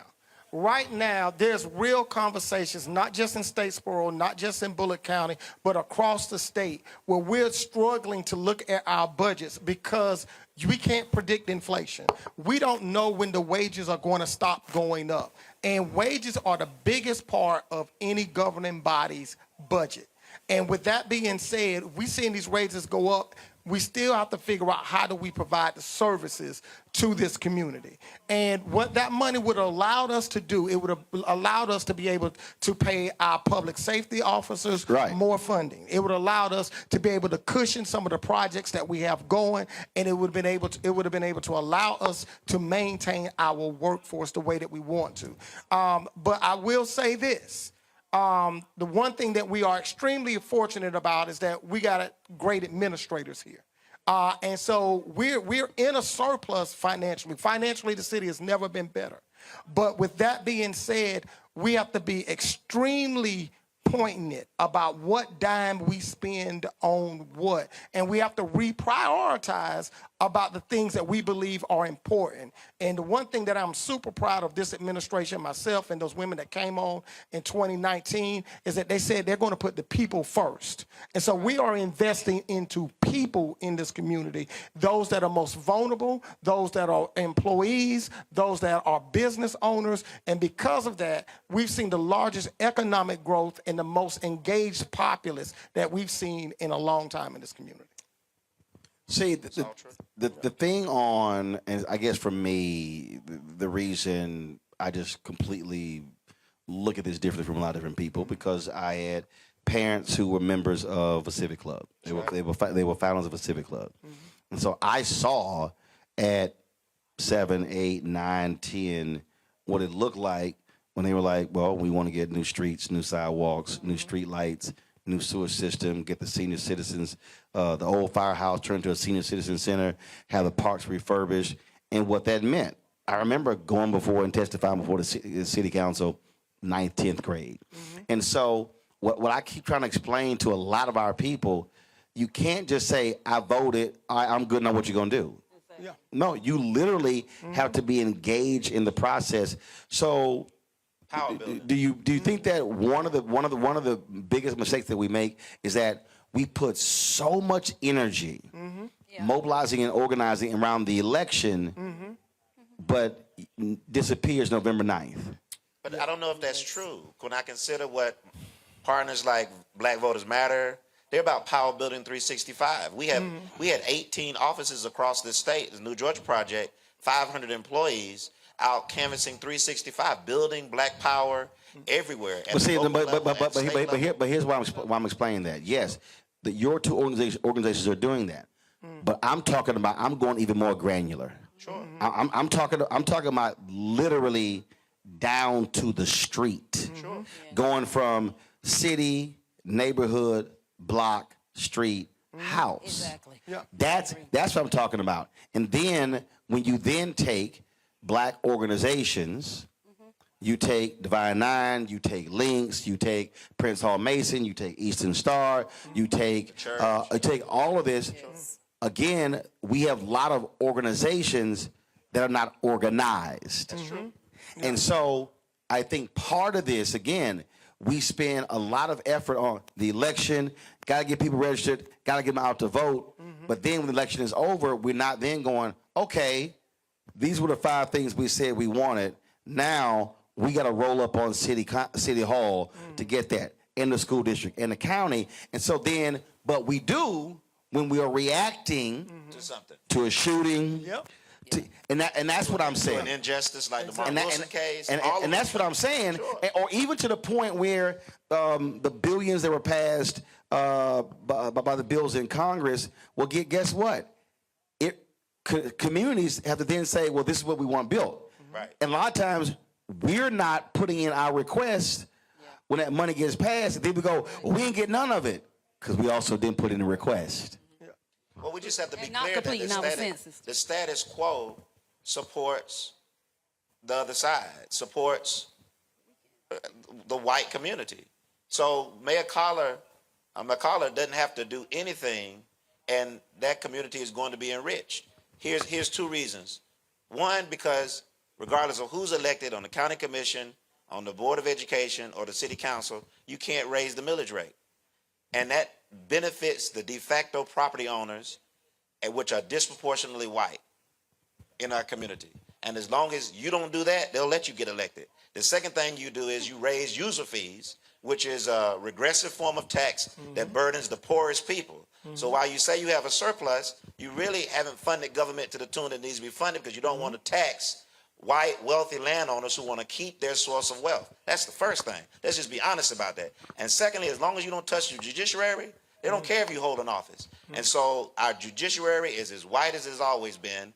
Every single office, every single judge, every single prosecutor in a district that is made up of 40% Black is all white. They don't even have a janitor down there who is Black. And so it's got to reach into those places, into their pocketbooks, to pay for our futures, just like our past that's paid for their right now. And it's got to reach into who decides what laws are going to be enforced and what laws are going to be bypassed. Because when Black folks look at that, they say, I see representation, but I want to know what you're going to do about the taxation. I see representation, what you're going to do with the folks who wear the robes. But how do we solve that? Don't we solve that through elections? Well, I think that the opportunity that we're missing here is that we get elections, but we don't get governing. That's the thing that we're missing. And that's you know, and I'm going to be truthful. You know, when it comes to campaigning 2017, 2021, I was extremely fortunate. We had more than enough people knocking on doors. We had more than enough people, you know, putting up signs and doing all of those things. But a week after we won, I felt alone. And it was like, you know, I'm saying it how I meant it now. Yeah, and that's because I could call a group of people and they're going to show up 5, 10, 15 people. But the governing piece, that's the piece where we need, and the way that's what I'm talking, and that's what I'm talking about Go ahead. Yeah, and so the caveat that we did was this, is that we introduced commissions. We turned those people that was knocking on doors, no, you a member of the commission now. Ain't that right, Keisha? That's right. Yes, we turned them into commissions so that it ain't just on me to keep investing into the youth, to keep investing into infrastructure. Now, you said this is what you wanted. That's called the spoils of winning. Exactly. And so now we've introduced these commissions, and now they're doing the work that we talked about. And so now we're passing the legislation. We're funding the things that we want to. And this is what I'm going to say about progressives. We're too nice. When you have when you have the opportunity to govern. That's right. Do the thing that you said you was going to do, because this is what we got to understand. Because they're going to use theirs. This is what we got to understand. Our policies, unlike theirs, actually work. See, here we are. We got a progressive mayor. That's African American. This city has never seen this kind of economic growth, because we actually said we're not just going to fix the roads on the south side of town. We're going to do it on the west side of town too. That's right. We're not just going to build up parts that's outside of the city. We're going to build up parts inside of the city. We're not just going to build in places that's been historically getting the benefits year after year. We've shown that progressive policies actually work. And that's what we have to stand on. We got the conservatives. You never elect them to government because they don't like government. And they want to dismantle government. Except No. See, everybody, they holler, they don't like government until that flood hit. Yes, exactly. Until that hurricane hit, until that tornado hit. Mm-hmm. Or and also, this is also where I think people, progressives who run, the reality is the amount of money Georgia, Mississippi, South Carolina, Tennessee, Arkansas gets back from the federal government is far more than the state taxpayers put into the systems. And so and a lot of times we don't want to mention that. And I do it all the time. So that's why I say I don't want to hear no red state governor talk about they can't stand the federal government. You a lie. Cause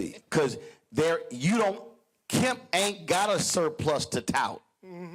If that's a federal government surplus. That's CARES Acts. That's the American Recovery. That's where that money is coming from. And we got to understand the game, because it's cute to say you got a surplus, right? But we had a surplus before the pandemic locally. And see, progressives also. And see, again, I'm way more gangster and I'm way petty than y'all. Because if I'm here and I know somebody who's touting money that came from the federal government who voted against it, I'll be showing up at the ribbon cutting. You voted against it. You voted against it. Yes. We don't want you in the photo. That's right. Only folk who voted for the money get to be in the photo. No, sometimes you got to embarrass folk because they are taking credit. Exactly. For the work somebody else did, and then want to be in the photo and vote against it the whole time. I just think you got to call them out. Well, you don't mind not being loved right now. But we have folks who I love myself. I'm good. We have folks who get elected position who care more about being invited to different events and being loved by people who cannot stand them than doing what is right now. So, and that's just the balancing act you got to do. Either you're going to do what is right or you're going to do what is popular. So I'll give you an example. So when I talk about how do you mobilize, so you take Tennessee. The state of Tennessee just announced that they're going to build a $2 billion domed stadium for the Tennessee Titans. The state of Tennessee is going to contribute $500 million of the $2 billion. That's 25%. This is the same state where the committee determined that they have underfunded Tennessee State by $500 million. And what I have been asking NAACP in Tennessee, Urban League, other organizations, HBCU graduates. And I've said, please let me know when y'all are having your mass mobilization trying to shut the state capitol down, saying y'all ain't gonna give no $500 million for a stadium for a billionaire football team and not give $500 million to Tennessee State. Again, that requires organization, mobilization. And so I put this out there now for several weeks, and folks like, and I'm like, y'all, that's $500 million. And see, and I think that's the piece there. We are excellent at being reactionary, mobilizing in a massive way to a shooting, or to somebody being called the N-word, or a student being beaten by a resource officer in a school.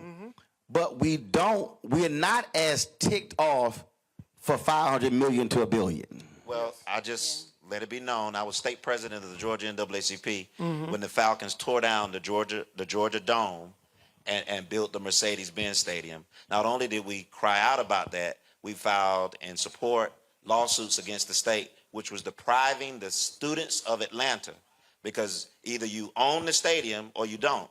If you own the stadium, you should pay taxes. If you don't own the stadium and you lease it, then we should share in the revenues.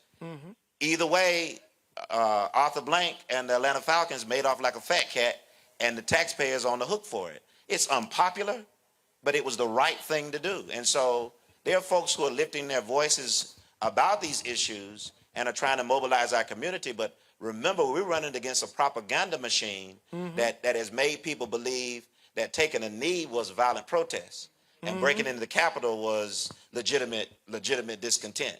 And so when you're running headlong against a machine like that, where we're trying to dismiss church, so with enough time for folks to see the Falcons lose again, that's the organizing force that we're organizing against. But we won't stop. Those of us who believe in freedom cannot rest until it comes. And I want to say this right here. This what we don't need to think of either or terms. Right.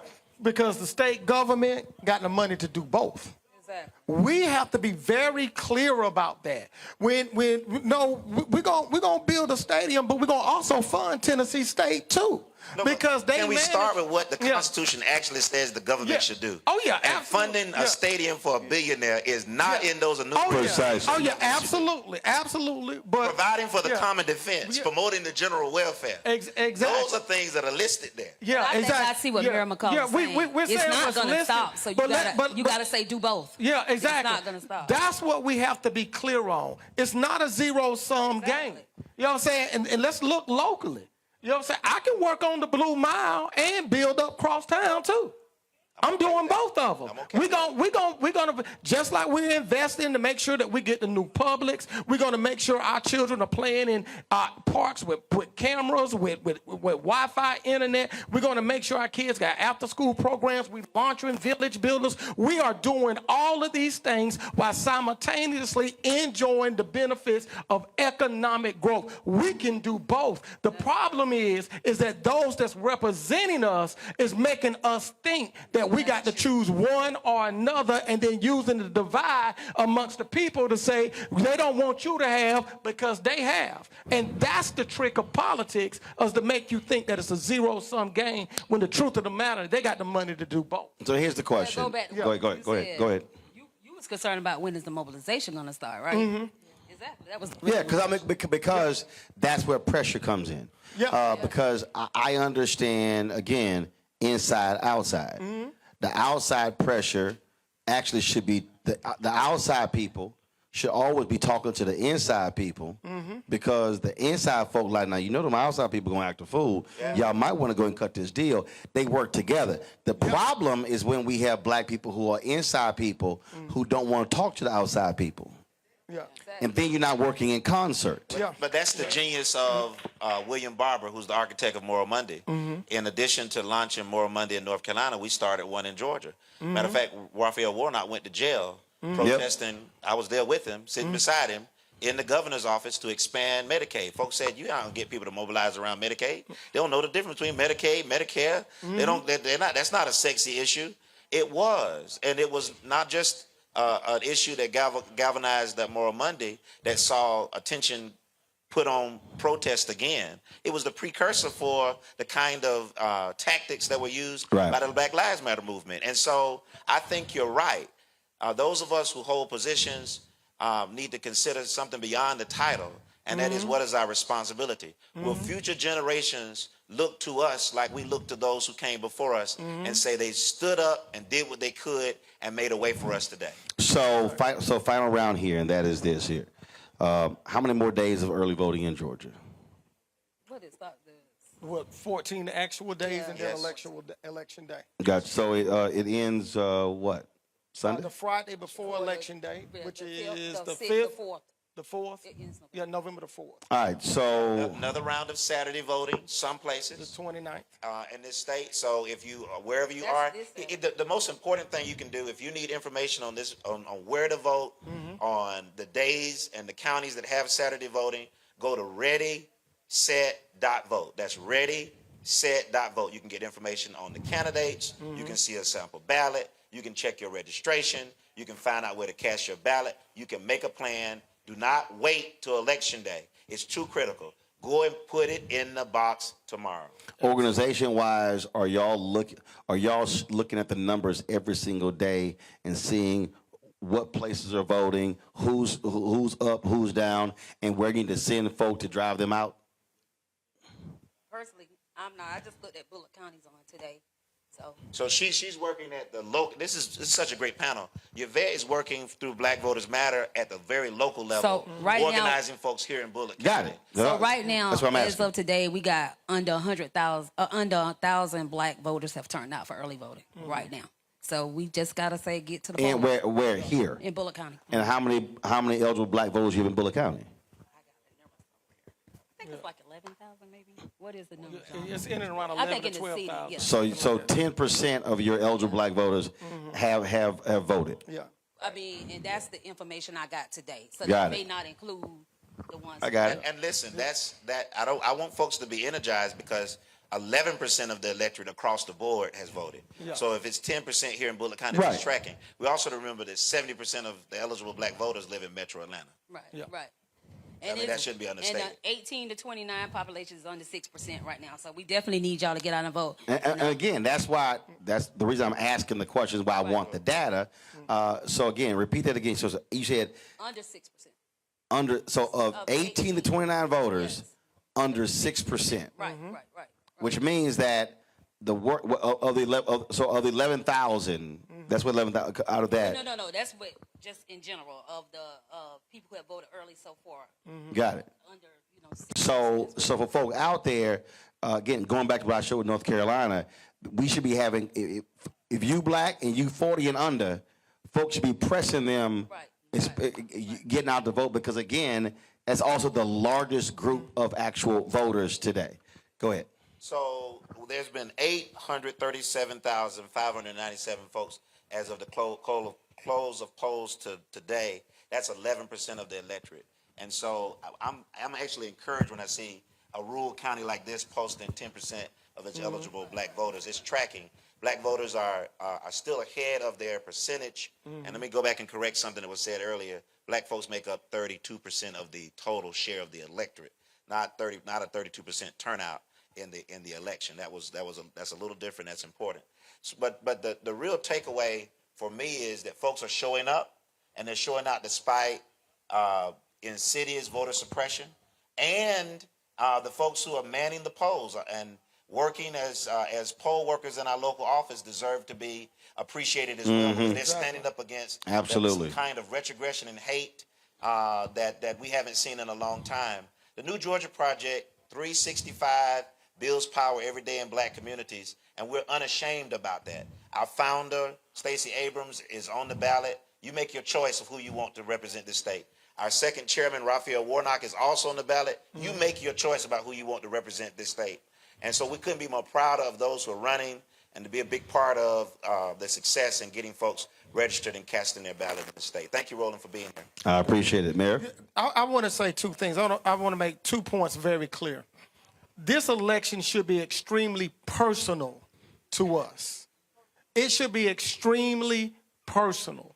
We should be going through our social media. We should be going through our cell phones. We need to be contacting every individual that we know, and we should be telling them to go vote and for them to go to take their family members. This is a personal matter for the state of Georgia because we are looking at the future of this state, and in my opinion, the combo that we have right now in Stacey Abrams and Raphael Warnock speaks to the best of what this state can be. And the second thing I want to say, and I want to be deliberate about saying this about Stacey Abrams. Stacey Abrams has been on the ground in this state for a very long time. And this is a woman that I've said time and time again is one of the most brilliant people I have ever met in my life. I literally believe that this woman can do anything that she sets her mind to. And to have that kind of talent in the governor's mansion would speak volumes for the future of this state.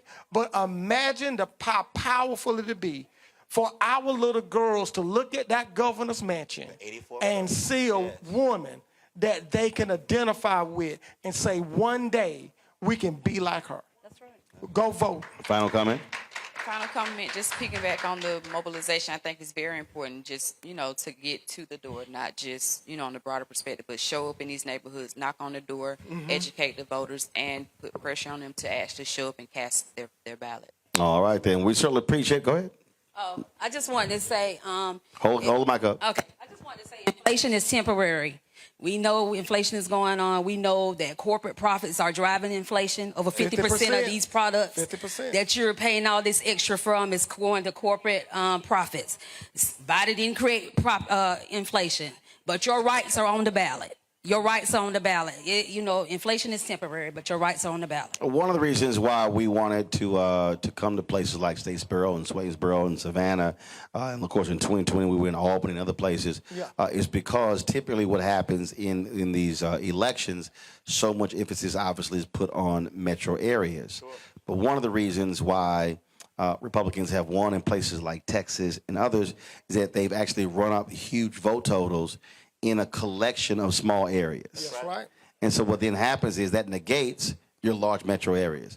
And so I keep saying that we have to be hitting numbers that others are not hitting. So if you have 11,000 black folks who are eligible in a county, we should be seeing 75% of them voting. Yes. We've got to maximize our numbers. That has to happen. That's how Harold Washington won as mayor of Chicago when black folks turned out 80% of total of the eligible population actually voted. We simply cannot have cities where it's 20, 24, 25, 28, and 30%. I mean, we simply are not utilizing the power. And for all y'all folk out there, and y'all know exactly who I'm talking to, and I ain't got no problem calling y'all out. Y'all can holler, cut the check. Y'all can holler tangibles all y'all want to. But let me tell you something right now. It's some folk on the other side, they showing up. That's right. This is they're showing up, and they're going to show out, and then you're going to be left hollering the same thing after Election Day, and they're going to be in power. So it's up to you. Let me thank the folks here at Agape for allowing us to be here. Thank you so very much. Thank you for the panel as well. Thank you for all of y'all for attending. Folks, tomorrow we're going to be in Swainsboro, so look for us broadcasting from there tomorrow. Don't forget, if you want to download the Black Star Network app, Apple phone, Android phone, Apple TV, Android TV, Roku, Amazon Fire TV, Xbox One, Samsung Smart TV. You can also support us by joining our Bring the Funk fan club. See and check in money orders at P.O. Box 57196, Washington, D.C. 20037-0196. The Cash App is $RM Unfiltered. PayPal is R Martin Unfiltered. Venmo is RM Unfiltered. And Zelle is Roland at RolandSMartin.com. Roland at RolandMartinUnfiltered.com. And of course, get your copy of my new book, White Fear: How the Browning of America is Making White Folks Lose Their Minds. Y'all know I ain't lying. You can get it, of course, Amazon, Barnes & Noble, any bookstore. Also Target. Download it from Audible. And of course, order it from your favorite bookstore, black bookstore as well. All right, folks, I will see y'all tomorrow. Holla! Yeah.